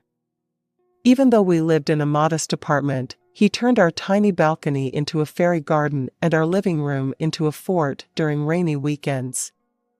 Mom, Sarah, was different, more reserved, always dreaming of a bigger house and a grander life. But back then, their differences seemed to balance each other out perfectly. "Carla, sweetie, would you like to spend the weekend at Grandpa's?" Mom would often ask, and I'd jump at the chance. Not because I didn't want to be home, but because Grandpa Richard's house was like a second home to me. It was this beautiful two-story Victorian with creaking wooden floors and endless corners to explore. "Your mother needs her alone time with your father," Grandpa would explain with a knowing smile when I'd arrive at his doorstep. "And I need my time with my favorite granddaughter." I was a perceptive child, more than the adults around me realized. I understood that Mom sometimes needed space, that she and Dad had their own relationship to nurture. It didn't hurt me. If anything, it made me feel mature. Plus, those weekends with Grandpa were precious. He'd tell me stories about Dad's childhood, teach me about managing money — he was a retired bank manager — and make the best pancakes in the world. "You know, Carla," he told me once while we were having breakfast on his porch, "your mother dreams of a house like this. But you know what's more important than a big house? A home filled with love." I nodded, understanding even at that young age. Our apartment might have been small, but it was filled with love. Dad would come home from his job at the insurance company, swing me around in his arms, and pepper Mom with kisses until she laughed despite herself. Those moments made our tiny space feel infinite. But life has a way of changing when you least expect it. I was 13 when Dad started losing weight rapidly. At first, he joked about it, saying he was finally getting in shape, but his eyes told a different story. The doctor's visits became more frequent, and Mom's face grew increasingly worried. "It's just a phase," Dad would say, ruffling my hair weakly. "I'll be back to my old self in no time." But he wasn't. The disease, aggressive pancreatic cancer, consumed him like a wildfire. Within months, my strong, vibrant father became a shadow of himself. I watched helplessly as Mom tried to hold everything together, but I could see her crumbling inside. The last conversation I had with Dad is forever etched in my memory. He was lying in his hospital bed, his hand barely strong enough to hold mine. "Take care of your mom for me, princess," he whispered. "And let Grandpa guide you. He's wiser than all of us combined." The year after Dad's death felt like living in a fog. Mom spiraled into such deep depression that she could barely look at me. I guess I reminded her too much of him. Thank goodness for Grandpa Richard. He became my rock, my safe harbor in the storm that our lives had become. Living in Grandpa's house wasn't just a temporary solution anymore, it became my new normal. Every morning, I'd wake up in what used to be Dad's old room, surrounded by his childhood photos and trophies. Grandpa made sure I kept up with school, helped me with homework, and tried his best to fill the void both my parents had left, one through death, the other through grief. Mom would call occasionally, but her voice always seemed distant, detached. Her visits were even rarer, quick stops where she'd barely meet my eyes, before rushing off again. I learned to stop expecting more.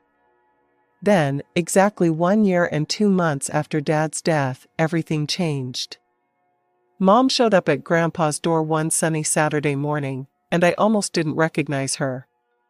Gone was the grieving widow in black, replaced by someone wearing a bright yellow dress and sporting a new haircut. Her face was glowing with unhappiness. "Carla, sweetie, pack your things. You're coming home," she announced, bouncing on her heels like a teenager. I looked at Grandpa, confused. He seemed just as surprised as I was. The drive back to our apartment was filled with Mom's cheerful chatter about everything and nothing. It was like sitting next to a stranger who happened to look like my mother. But the real shock came when we walked through our apartment door. There, in our small living room, stood a tall man and a girl who looked about 3 years younger than me. They both smiled awkwardly as Mom practically danced to their side. "Carla, meet Robert and his daughter Emma. Robert is my fiancé, and Emma will be your new sister. We're getting married soon." Mom beamed, clutching Robert's arm. The room started spinning. "What? When did this happen?" "Oh, we've been dating for a while now." Mom waved her hand dismissively. "I didn't tell anyone about our relationship. You know how people can get jealous and judgmental. It was better this way." I stumbled to my old room, barely registering that it had been redecorated. With trembling hands, I pulled out my phone and called Grandpa. He answered on the first ring. "Mom has a fiancé," I whispered into the phone. "She's getting married and didn't tell anyone. There's a man here, and his daughter." Grandpa arrived within 20 minutes. I could hear the conversation from my room as he confronted Mom. "Sarah, how could you do this without telling anyone? Without telling your own daughter?" "Dad, I'm happy for the first time in forever." Mom's voice was defensive. "I've decided to start fresh, to live again. James would want that. He wouldn't want me to waste away in depression forever." There was a long pause before Grandpa spoke again, his voice heavy with resignation. "I hope you'll be happy, Sarah. Just, don't forget you have a daughter who needs you too." The 3 months before the wedding were like living in some twisted alternate reality. Our small apartment felt even more cramped with 4 people instead of 2, but that wasn't the worst part. What really got to me was watching Emma, my soon-to-be stepsister, wrap my mother around her finger. "Mom, can you help me with my hair?" Emma would say, and my mother would drop everything, including our conversation, to assist her. The way she said "Mom" made my skin crawl, especially since she'd only known my mother for a few months. Mom seemed blind to everything except Emma. When Emma mentioned she loved ballet, Mom immediately signed her up for private lessons, something I'd begged for years ago, but was told we couldn't afford. When Emma complained about her old phone being too slow, Mom bought her the latest iPhone model. When Emma wanted to redecorate her side of the bedroom we now shared, Mom took her shopping and spent hundreds of dollars on new bedding, curtains, and decorations. "Your sister needs to feel welcome here," Mom would say whenever I tried to point out the disparity in treatment. Stepsister, I'd correct her. And I need to feel welcome too. She'd just shake her head and walk away. The wedding day itself was a modest affair at a local venue, but Mom glowed with happiness. I stood there in my bridesmaid dress, watching as she fussed over Emma's hair and makeup, barely sparing me a glance.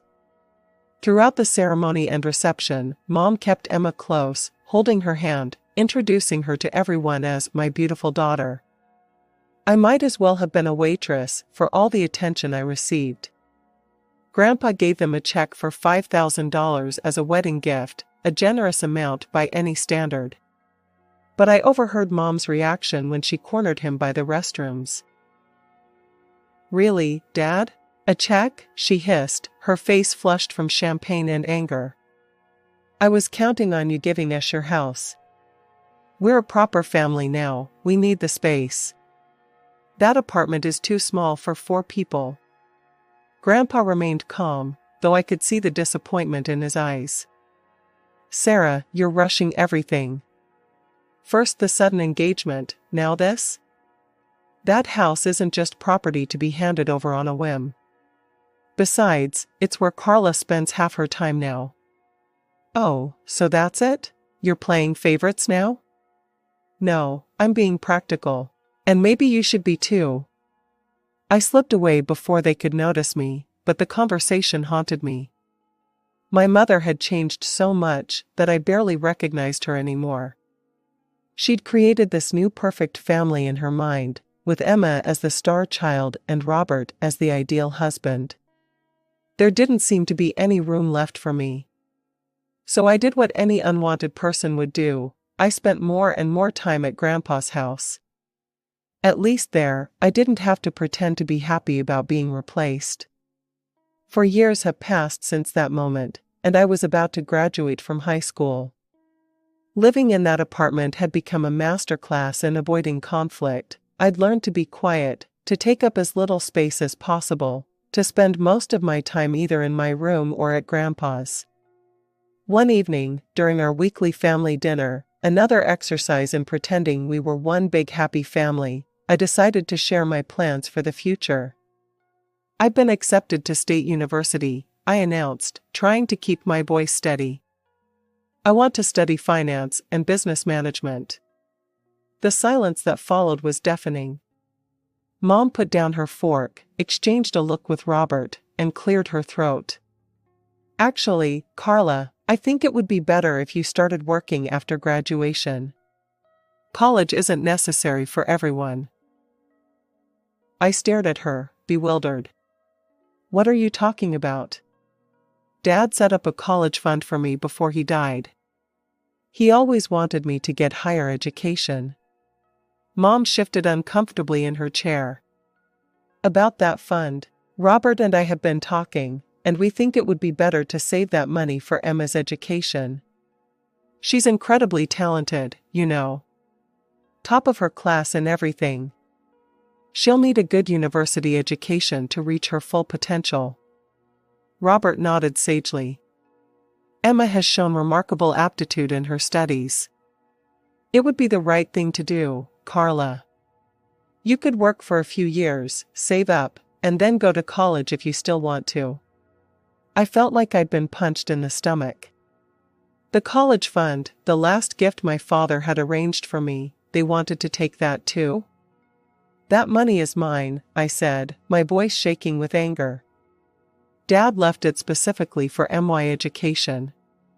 You can't just give it to Emma."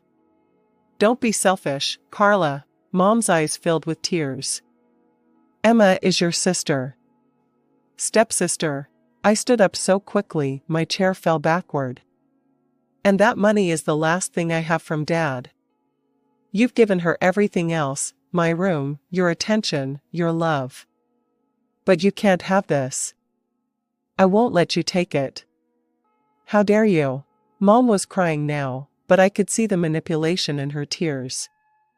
"After everything we've done for you. Emma needs." "Emma needs? What about what I need? What about what Dad wanted for me?" The argument ended with doors slamming and tears, mostly Mom's, as she wailed about my selfishness. After that night, the apartment became even more hostile. No one spoke to me unless absolutely necessary. Emma would smirk whenever she passed me in the hallway, and Robert wouldn't even look in my direction. When graduation day came, I wasn't surprised to find only Grandpa in the audience. He cheered loud enough for 4 people when they called my name, and his proud smile meant more to me than anything my new family could have offered. That evening, I packed everything I owned into 3 cardboard boxes and my old suitcase. Grandpa helped me load them into his car. "Your room is always ready for you, sweetheart," he said as we drove away from the apartment. "Always has been, always will be." I didn't look back as we left. There was nothing there for me anymore. College life became my escape. I threw myself into my studies, determined to make my father and Grandpa proud. The business and finance courses fascinated me, and I found myself excelling in ways that would have made Dad smile. Every evening, I'd call Grandpa to share what I'd learned. "Tell me again about derivatives," he'd say, even though he knew more about finance than my professors. "I love hearing you explain it." But as my college years progressed, I noticed changes in Grandpa's voice during our calls. He got tired more easily, and his usual sharp wit sometimes seemed dulled. During my visits home, I caught him wincing when he stood up or rubbing his chest when he thought I wasn't looking. "It's just age catching up with me," he'd say whenever I asked about his health. "Nothing to worry about, sweetheart." But I did worry. I started calling him twice a day instead of once, and I'd drive home every weekend I could, not just on holidays. We'd sit in his kitchen, drinking tea and talking about everything and nothing, just like we used to. Sometimes I'd catch him looking at me with such intense love that it made my throat tight. It was the middle of my final semester when Mom called. I almost didn't answer. It was the first time she'd called in 4 years. But something made me pick up. "Grandpa died last night," she said, her voice flat and emotionless. "The funeral is on Thursday at 2 p.m. Hartford Funeral Home." The phone slipped from my hand. I don't remember much of what happened next, just that my roommate found me curled up on the floor, sobbing uncontrollably. Thursday came too quickly, and not quickly enough.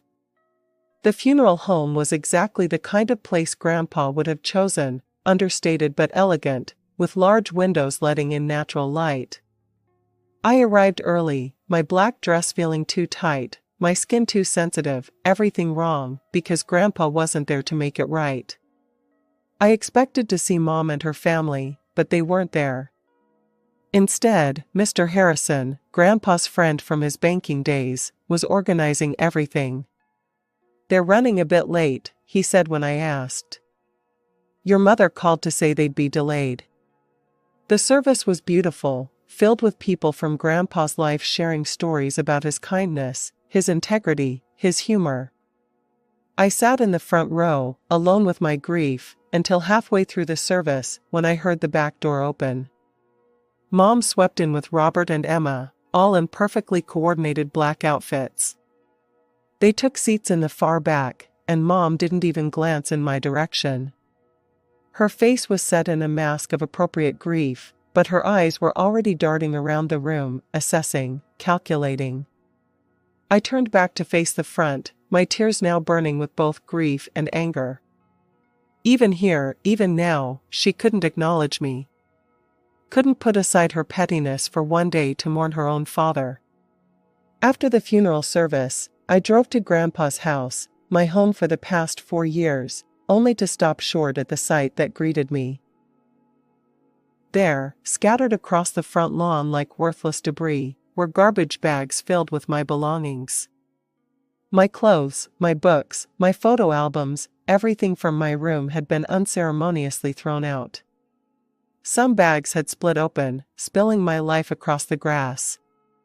With trembling hands, I tried my key in the front door. It wouldn't turn. The lock had been changed. I was still standing there, key uselessly in hand, when the door swung open. Mom stood in the doorway, wearing the same black dress from the funeral, but now with an expression of triumph rather than grief. "Oh good, you're here to collect your things," she said, as if she was doing me a favor. "This is my house now. Dad's finally gone, and as his only child, I'm the rightful heir. I've already had the locks changed, we're moving in tonight." I stared at her, unable to process the cruelty of it all. "You couldn't even wait until after the funeral? These are my things, my home." "No, this is my home now," she cut me off sharply. "And you better take your stuff quickly, or it's going in the dumpster. I need to clear the space for Emma's things."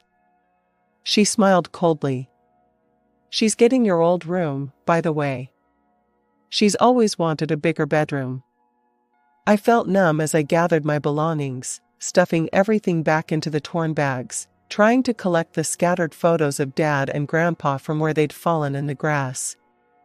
My mother stood in the doorway the entire time, watching me like a security guard, making sure I didn't try to steal anything. The drive back to my college dorm was a blur of tears and disbelief. My roommate helped me carry everything up, not asking questions when she saw my state. A week later, I received a call from a law firm. "Miss Johnson? This is Mr. Anderson from Anderson and Partners Law Firm. I'm your grandfather's notary. We need you to come in for the reading of his will. Would Thursday at 10 a.m. work for you?" I agreed, though I couldn't see the point. Mom had made it clear she was the heir to everything. When I arrived at the notary's office that Thursday, Mom, Robert, and Emma were already there, seated like royalty in the leather chairs. Emma was examining her manicure, while Robert scrolled through his phone. Mom's eyes narrowed when she saw me.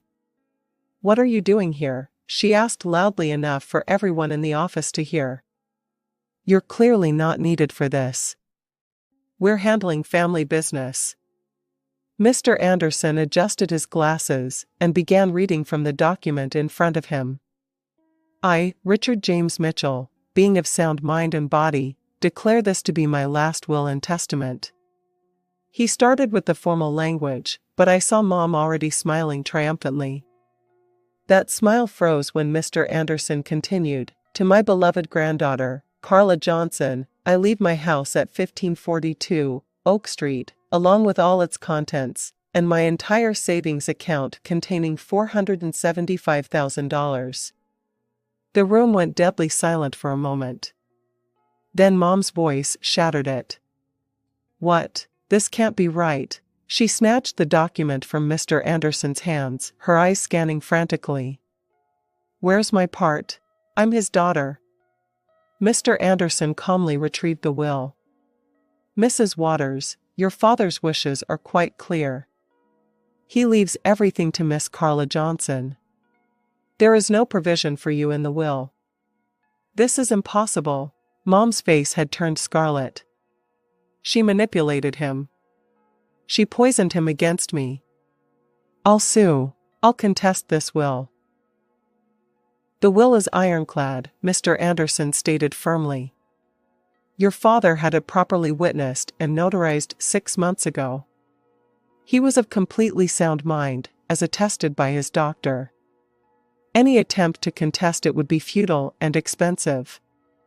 Mom's strategy suddenly shifted. The rage in her eyes transformed into tears as she turned to me. "Carla, sweetie, please," she pleaded, her voice honey-sweet now.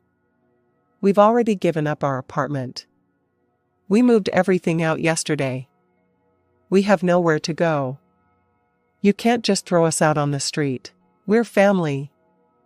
I stood up, holding the folder Mr. Anderson had just handed me. Inside were the deed to the house, ownership transfer documents, and all the legal paperwork confirming my ownership of the property. "Family?" I asked quietly. "Like how you threw my belongings onto the lawn, before Grandpa was even in his grave?" Like how you tried to steal my college fund? Like how you've treated me for the past 4 years? That was different. We were. This is your problem, not mine, I cut her off, turning to leave. I suggest you start looking for a new apartment.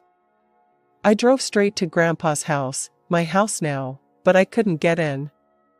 I pulled out my phone and called a locksmith, explaining the situation.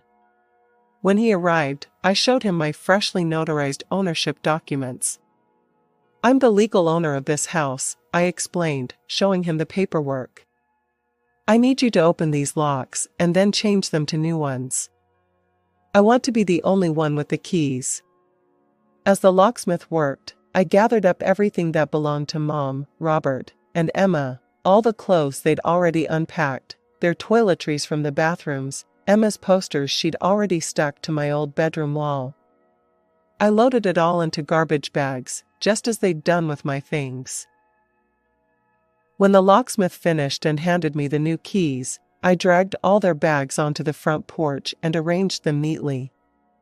The symmetry of the situation wasn't lost on me, their belongings now sat where mine had been just days ago. As the sun began to set, I heard the familiar sound of Mom's car pulling into the driveway. I watched through the living room window, Grandpa's favorite spot to read his morning paper, as their reactions played out exactly as I'd expected. What is this? Mom's shriek could be heard clearly through the closed windows. Our things? All our things are outside. I opened the door, but stood firmly in the doorway as they approached. Mom's face was red with fury, Robert looked like he'd swallowed something sour, and Emma was already crying theatrical tears. How dare you?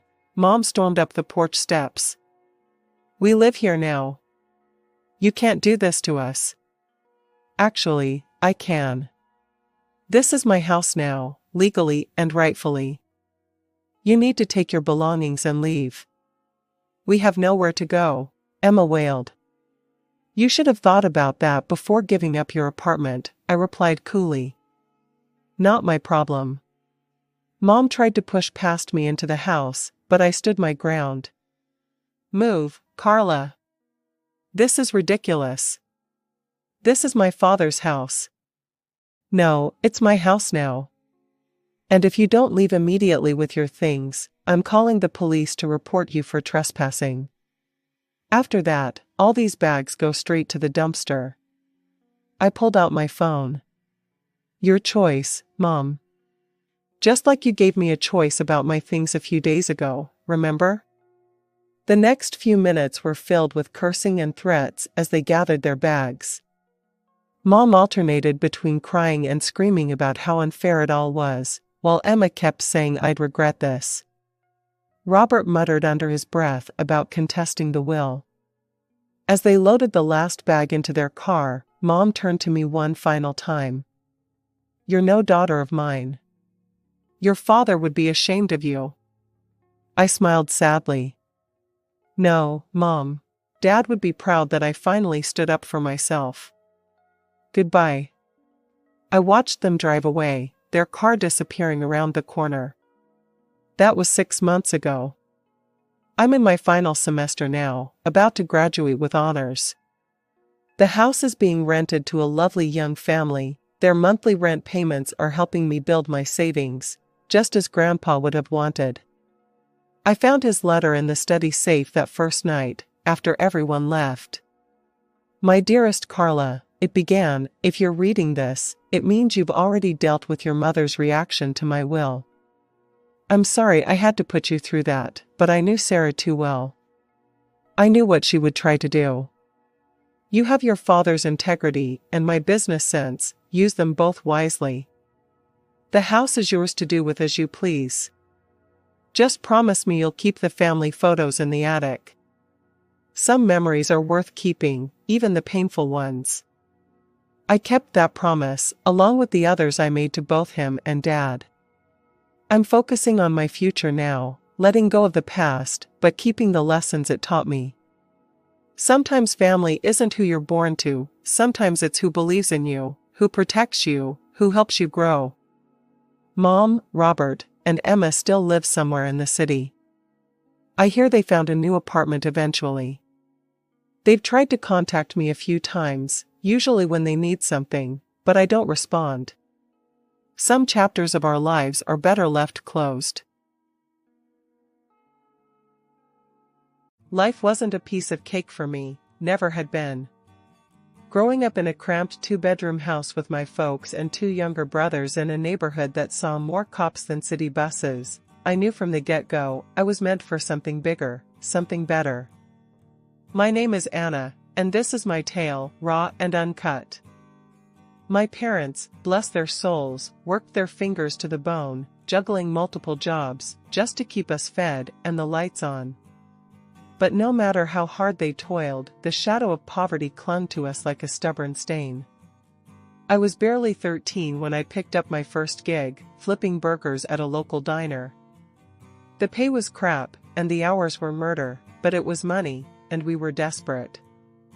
Anna, you should be focusing on your studies, not working yourself to the ground, my dad used to say, his face etched with worry and exhaustion from his own endless shifts at the factory. Yeah, well, dreams don't pay the bills, Dad, I'd retort, my teenage defiance in full display. I was stubborn, always had been, but behind the sass, I shared his dreams of a better life, a life where we weren't constantly choosing between paying the rent and putting food on the table. High school was a blur of classes, work, and sleepless nights spent studying or helping Mom with the house. College was a far-off fantasy, something we couldn't afford to even think about. But I was determined to break the cycle of poverty that had ensnared my family for generations. When my parents passed away, it was like the ground had been ripped from under me. They were gone too soon, victims of a life spent fighting a battle they couldn't win. I was 19, suddenly the head of our little family, and more determined than ever. I doubled down on work, saving every penny, sacrificing sleep, social life, anything that wasn't essential. It was during one of my late-night shifts at the diner that I made my decision. I'm going to college, I announced to Mike, the cook, as I wiped down the counter for the umpteenth time. Mike, a burly guy with tattoos snaking up his arms and a heart of gold, laughed, a deep, rumbling sound that filled the tiny space. College, huh? And how you planning on paying for that, kid? With fairy dust? I'll figure it out, I snapped back, my jaw set. Mike's laughter didn't deter me. If anything, it steeled my resolve. I did figure it out, through grants, loans, and a hellish schedule that saw me working 3 jobs while attending classes. College was a whole new world, a place where my past didn't define me, and my future was mine to shape. I majored in business, a practical choice, fueled by my determination to never find myself trapped in the cycle of poverty again. I graduated with honors, a testament to the sleepless nights and relentless grind. Landing a job at a large company was a dream come true. I started at the bottom, a small fish in a big pond, but I wasn't about to stay there. I worked harder, stayed later, pushed myself more than I ever thought possible. My colleagues called me a workaholic, a careerist, and maybe they were right. But I had goals, ambitions that went beyond the next promotion or pay raise. My rise through the ranks was meteoric, fueled by a combination of hard work, a bit of luck, and a stubborn refusal to take no for an answer. By the time I hit 30, I was the assistant head of the company, a position that came with a nice office, a hefty paycheck, and a sense of achievement that was almost addictive. You're never gonna find a man if you keep this up, Anna, my friend Jess teased me one evening over drinks. Jess was the opposite of me in many ways, carefree and spontaneous, with a string of failed relationships and a job she didn't take too seriously. Who says I'm looking for one? I shot back, rolling my eyes. The truth was, between my job and my responsibilities at home, I didn't have time for a relationship, much less the energy to deal with the drama that seemed to accompany them. The night Jess dragged me to that party changed everything. I was standing awkwardly at the edge of the room, nursing a drink I had no intention of finishing, when he walked in. Tom. Even now, just thinking about that moment sends a thrill through me. He had this easy confidence about him, a smile that lit up the room.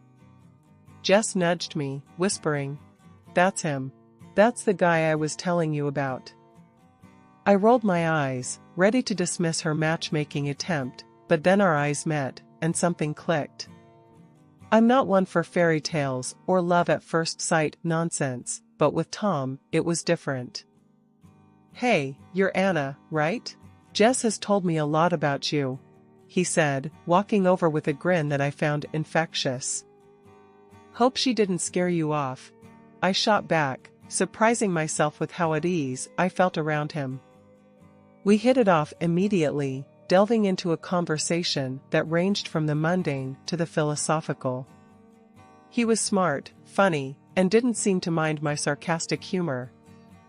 Before we knew it, the party was winding down, and we were the last two people still engrossed in conversation.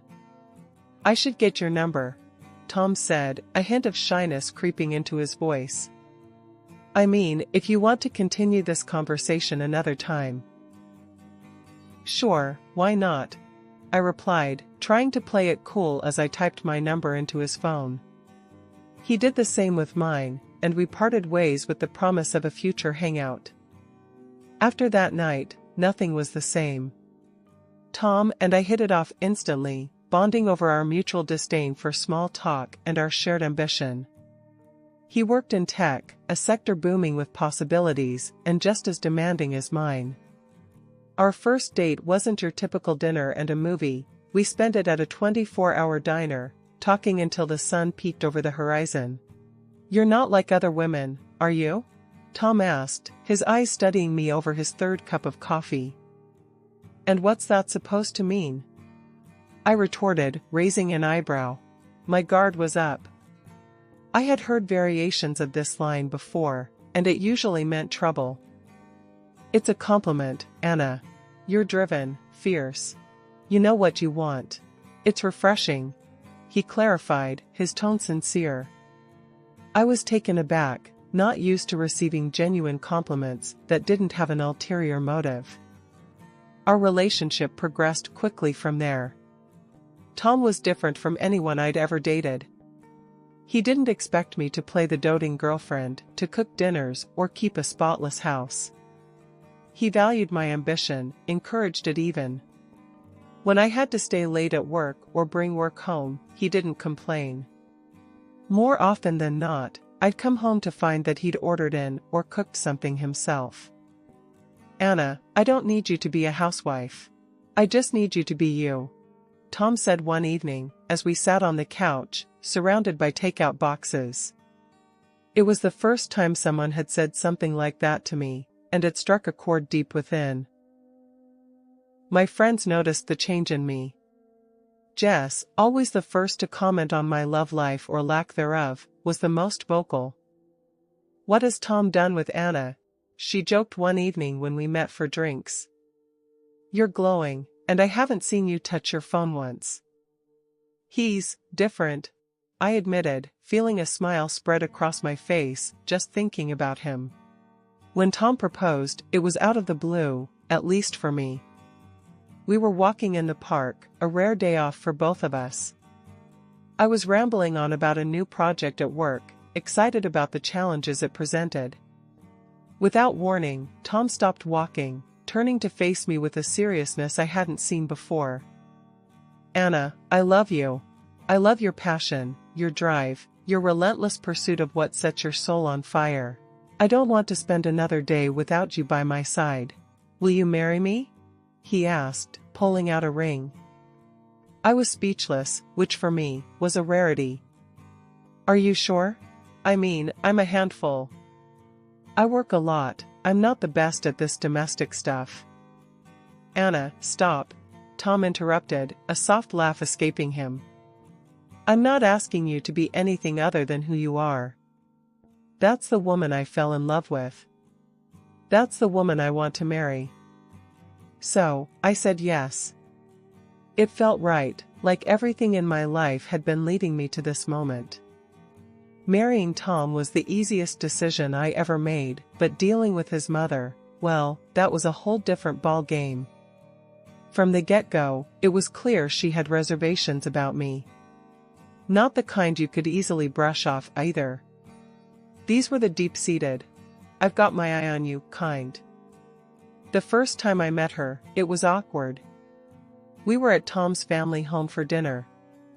His mom, Mrs. Thompson, was a petite woman with sharp eyes that missed nothing.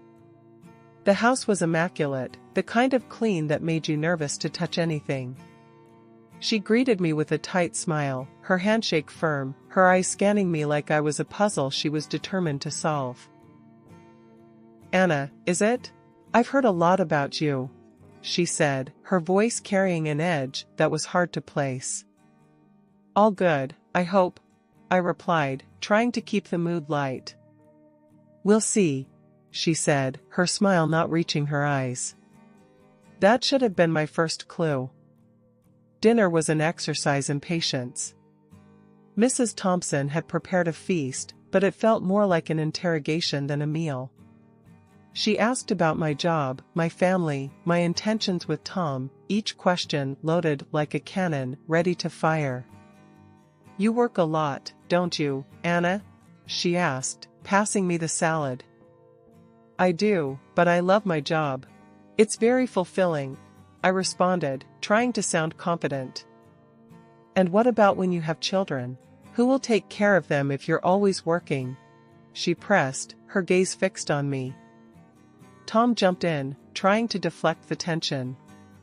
"Mom, Anna's career is important to her, just like yours was to you."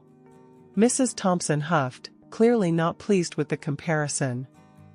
"I was always there for my children. A mother's place is with her family." The dinner dragged on, with Mrs. Thompson making veiled comments about traditional family roles and the importance of a woman being present in the home. It was exhausting, trying to defend my life choices to a woman who had already judged me. After we left, Tom was apologetic. "I'm sorry, Anna. I know she can be a bit much." "A bit?" I laughed, despite the tension. "She makes the Spanish Inquisition look like a casual chat." Tom sighed, running a hand through his hair. "I know she's tough, but she's just protective. She'll come around." But as time went on, it became clear Mrs. Thompson had no intention of coming around. Every visit was a minefield. Comments about my cooking, my career, even the way I dressed. It was like she had a checklist of everything a proper wife should be, and I was failing miserably. Mrs. Thompson's disapproval of me never wavered, not through any of our attempts to win her over or any compromises we tried to make. Her disdain was like a constant chill, impossible to ignore. But in the end, Tom and I got married, despite her cold disapproval. Our wedding was a modest ceremony, just how we wanted it, but throughout it all, Mrs. Thompson stood off to the side, her face as stony as ever.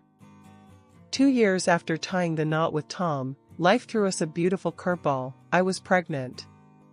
The news brought us joy we hadn't imagined, but it also ramped up the tension with Mrs. Thompson, Tom's mom, to levels I didn't think were possible.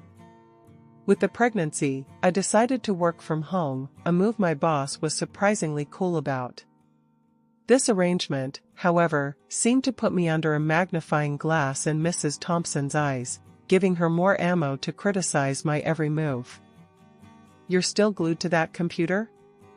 Shouldn't you be resting or, I don't know, knitting something for the baby?" Mrs. Thompson's voice was laced with that familiar disapproval as she walked into our living room uninvited, as had become her habit. "I'm perfectly capable of managing my work and taking care of myself, thank you very much," I snapped back, frustration bubbling inside me. The last thing I needed was her archaic views on what a pregnant woman should and shouldn't do. "And Tom? Does he approve of his pregnant wife working like a mule?" She prodded further, ignoring my irritation. "Tom supports me, completely. Unlike some, he understands that I can work and be pregnant at the same time, I retorted, not bothering to mask my annoyance. Tom, ever the peacemaker, tried to intervene, sensing the growing tension. Mom, please. Anna's doing great, and we're fine with our arrangement. Let's not turn this into an issue. But Mrs. Thompson was relentless. I'm just saying, back in my day, we took care of our men and our homes. We didn't hide behind a screen all day. Her words stung, igniting a fury in me that I'd managed to keep at bay. Well, it's not your day anymore, Mrs. Thompson. Times have changed. Women work, men help at home, and families manage just fine. Tom sighed, stepping between us. Mom, I've told you before, Anna and I are happy with how we're handling things. Please, just respect our choices. But respect was a tall order for Mrs. Thompson. She viewed my work, especially during pregnancy, as a personal affront, a deviation from the norm she held so dear. Our home became a battleground, with each visit from her a test of my patience and Tom's diplomacy. Life has this funny way of throwing curveballs when you least expect it. Just when Tom and I were getting a handle on the whole pregnancy thing, his world turned upside down. He came home one day, looking like he'd lost a fight with a bear. I got laid off, he said, the words heavy with worry. With the baby on the way, I don't know how we're gonna manage. I won't lie, my heart sank. But seeing him so defeated, I knew I had to be the strong one. We'll figure it out, I assured him, wrapping my arms around him. We always do. As if on cue, life decided to test our resolve further. Tom's mom, Mrs. Thompson, took a nasty fall down her stairs, breaking her leg in 2 places. She was hospitalized, and with Tom out of work, the last thing we needed was another mouth to feed. But Tom, ever the dutiful son, had a plan. Anna, I was thinking. He started, hesitantly. Maybe we could move in with my mom for a bit. It'll save us on rent, and we can look after her while she recovers. The thought of living under the same roof as Mrs. Thompson sent chills down my spine.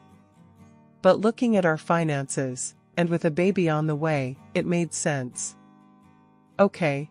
I agreed, albeit reluctantly. But only until we get back on our feet. Mrs. Thompson's house was a fixer-upper that hadn't seen a fix in decades. The plan was to stay there, help her out, save some money, and then move into a place of our own, somewhere close to a good school, somewhere we could start fresh. However, plans are one thing, reality another. From the day Mrs. Thompson came home from the hospital, life became a living nightmare. Nothing I did was right. You call this cooking? She'd scoff at every meal. And look at this place, it's a mess. I tried, really tried, to bite my tongue and keep the peace, but it was hard. Especially when Tom landed a new job, which meant he was hardly ever home, leaving me to juggle work, pregnancy, and a cantankerous invalid who thought the sun shone out of her son's behind. Are you even working, or just messing around on that computer all day? Mrs. Thompson would yell from her room whenever she saw me on my laptop. I'm working, Mrs. Thompson. I have a job, remember? I'd respond, my patience wearing thinner by the day. Well, you could fool me. Looks like you're playing games, she'd retort, convinced I was squandering my time. It was endless. If she wasn't complaining about the food, it was about how I arranged the living room or how I didn't pamper her enough. I need tea. And bring something sweet with it. And after, you can give me a massage. My leg's killing me, she'd demand, as if I were her personal servant. Every day, I counted down the minutes until Tom got home, not for the company, but for the brief respite his presence offered from her complaints. But even then, it wasn't enough. Talk to your mother, Tom. Please, I can't take much more of this. I'd plead with him night after night. Tom was in a tough spot, caught between his wife and his mother, but he always tried to mediate. "Mom, Anna's doing her best. You've got to ease up on her," he'd say, only to be met with, "I'm the one with a broken leg, and she's complaining? She should be taking care of me, not the other way around." It was a cycle of stress and arguments, one that took its toll on all of us. I longed for the day we could move into our own place, to escape the suffocating atmosphere of Mrs. Thompson's house and start our life anew, just the three of us. 3 months down the line, and the doc tells us Mrs. Thompson needs to start getting back on her feet, literally. He suggests these special walkers to help her get moving again. But nope, she ain't having any of it. Says it's too soon for her to be walking about, insisting on being waited on hand and foot instead. "I'm thinking we should get a nurse, or maybe look into a care home," I suggest to Tom one evening, utterly spent from juggling work, pregnancy, and playing nursemaid. Tom's hesitant, but before we can even float the idea by Mrs. Thompson, she throws a fit. "I'm not leaving my home or being looked after by strangers," she screeches when she overhears us. Things only spiral from there. My health starts taking hits left and right, swollen legs, sky-high blood pressure, you name it. One afternoon, I'm trying to work from bed, trying to keep my stress levels in check, when I hear shuffling in the hallway. It's Mrs. Thompson, sneaking about like she's up to no good. Curious, I drag myself up and peek out, just in time to see her in the kitchen, deliberately knocking a jar of jam off the counter. The glass shatters, spreading sticky sweetness all over the floor. "Oops," she says, all innocence, before hollering, "Dear, come clean this mess, would you?" The very next day, she ruins the stew I spent hours making by dumping in an unholy amount of spice. "Just adding a bit of flavor," she says, smirking as my mouth feels like it's on fire. But the last straw? She messes with my tea. After dinner, Tom's about to pour himself a cup when she screeches like a banshee, "Don't touch that." It turned out, she laced it with laxatives, a nasty lesson for not spending enough time in the kitchen. Tom's livid. "This is beyond the pale, Mom. You could have heard Anna and the baby." She just shouted back, telling us to pack up and leave if we're so unhappy.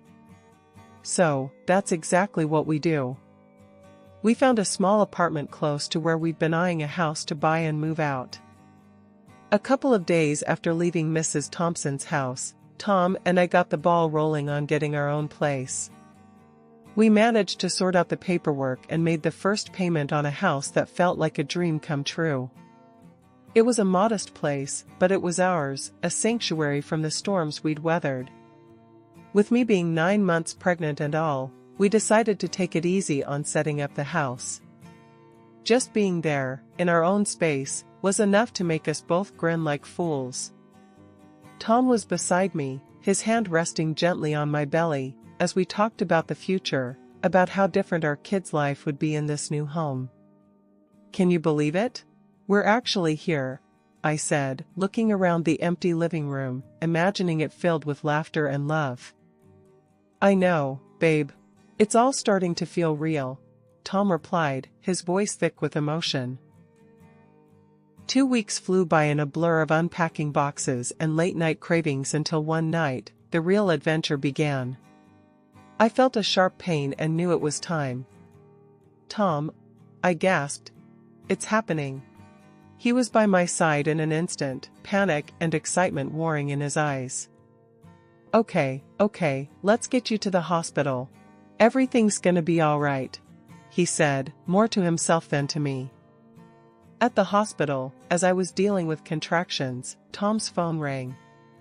His face went pale when he saw who it was. "It's about my mom," he muttered after the call. "She's in the hospital again, hip fracture. She's asking for me." For a moment, I saw the conflict in his eyes, torn between his mother and being there for the birth of our child. But then, he made his choice. "She'll have to wait," he said firmly, his hand squeezing mine. I'm not leaving you. Not now. That decision, to stand by me and our child in those crucial moments, it meant everything. It wasn't just about being physically present, it was about showing where his priorities lay, about choosing us over the guilt and manipulation that had clouded so much of our lives. In those hours, as we welcomed our little one into the world, everything else fell away. The struggles with Mrs. Thompson, the uncertainties about our future, they all seemed to shrink in the face of this new life we'd brought into the world. Finally back in our new home, me, Tom, and our little bundle felt like we could start fresh, really begin our lives as a family. It was a peace I hadn't felt in months, maybe even years. That peace, though, got tested about a week later. Tom got a call from his mom. I overheard bits and pieces, the tension in his voice a clear sign of what was coming. After he hung up, he filled me in. Mom's saying she wants to move in here. Thinks you should take care of her while she recovers, Tom said, a hard edge to his words I rarely heard. My heart sank for a moment, memories of the last few months flashing back. But then, Tom continued, I told her no. I said she needs professional care, not us. She's gotta understand we've got our own family to look after now. I was stunned, honestly. Really? You said that? I asked, half expecting him to say he was just kidding. Yeah, I did.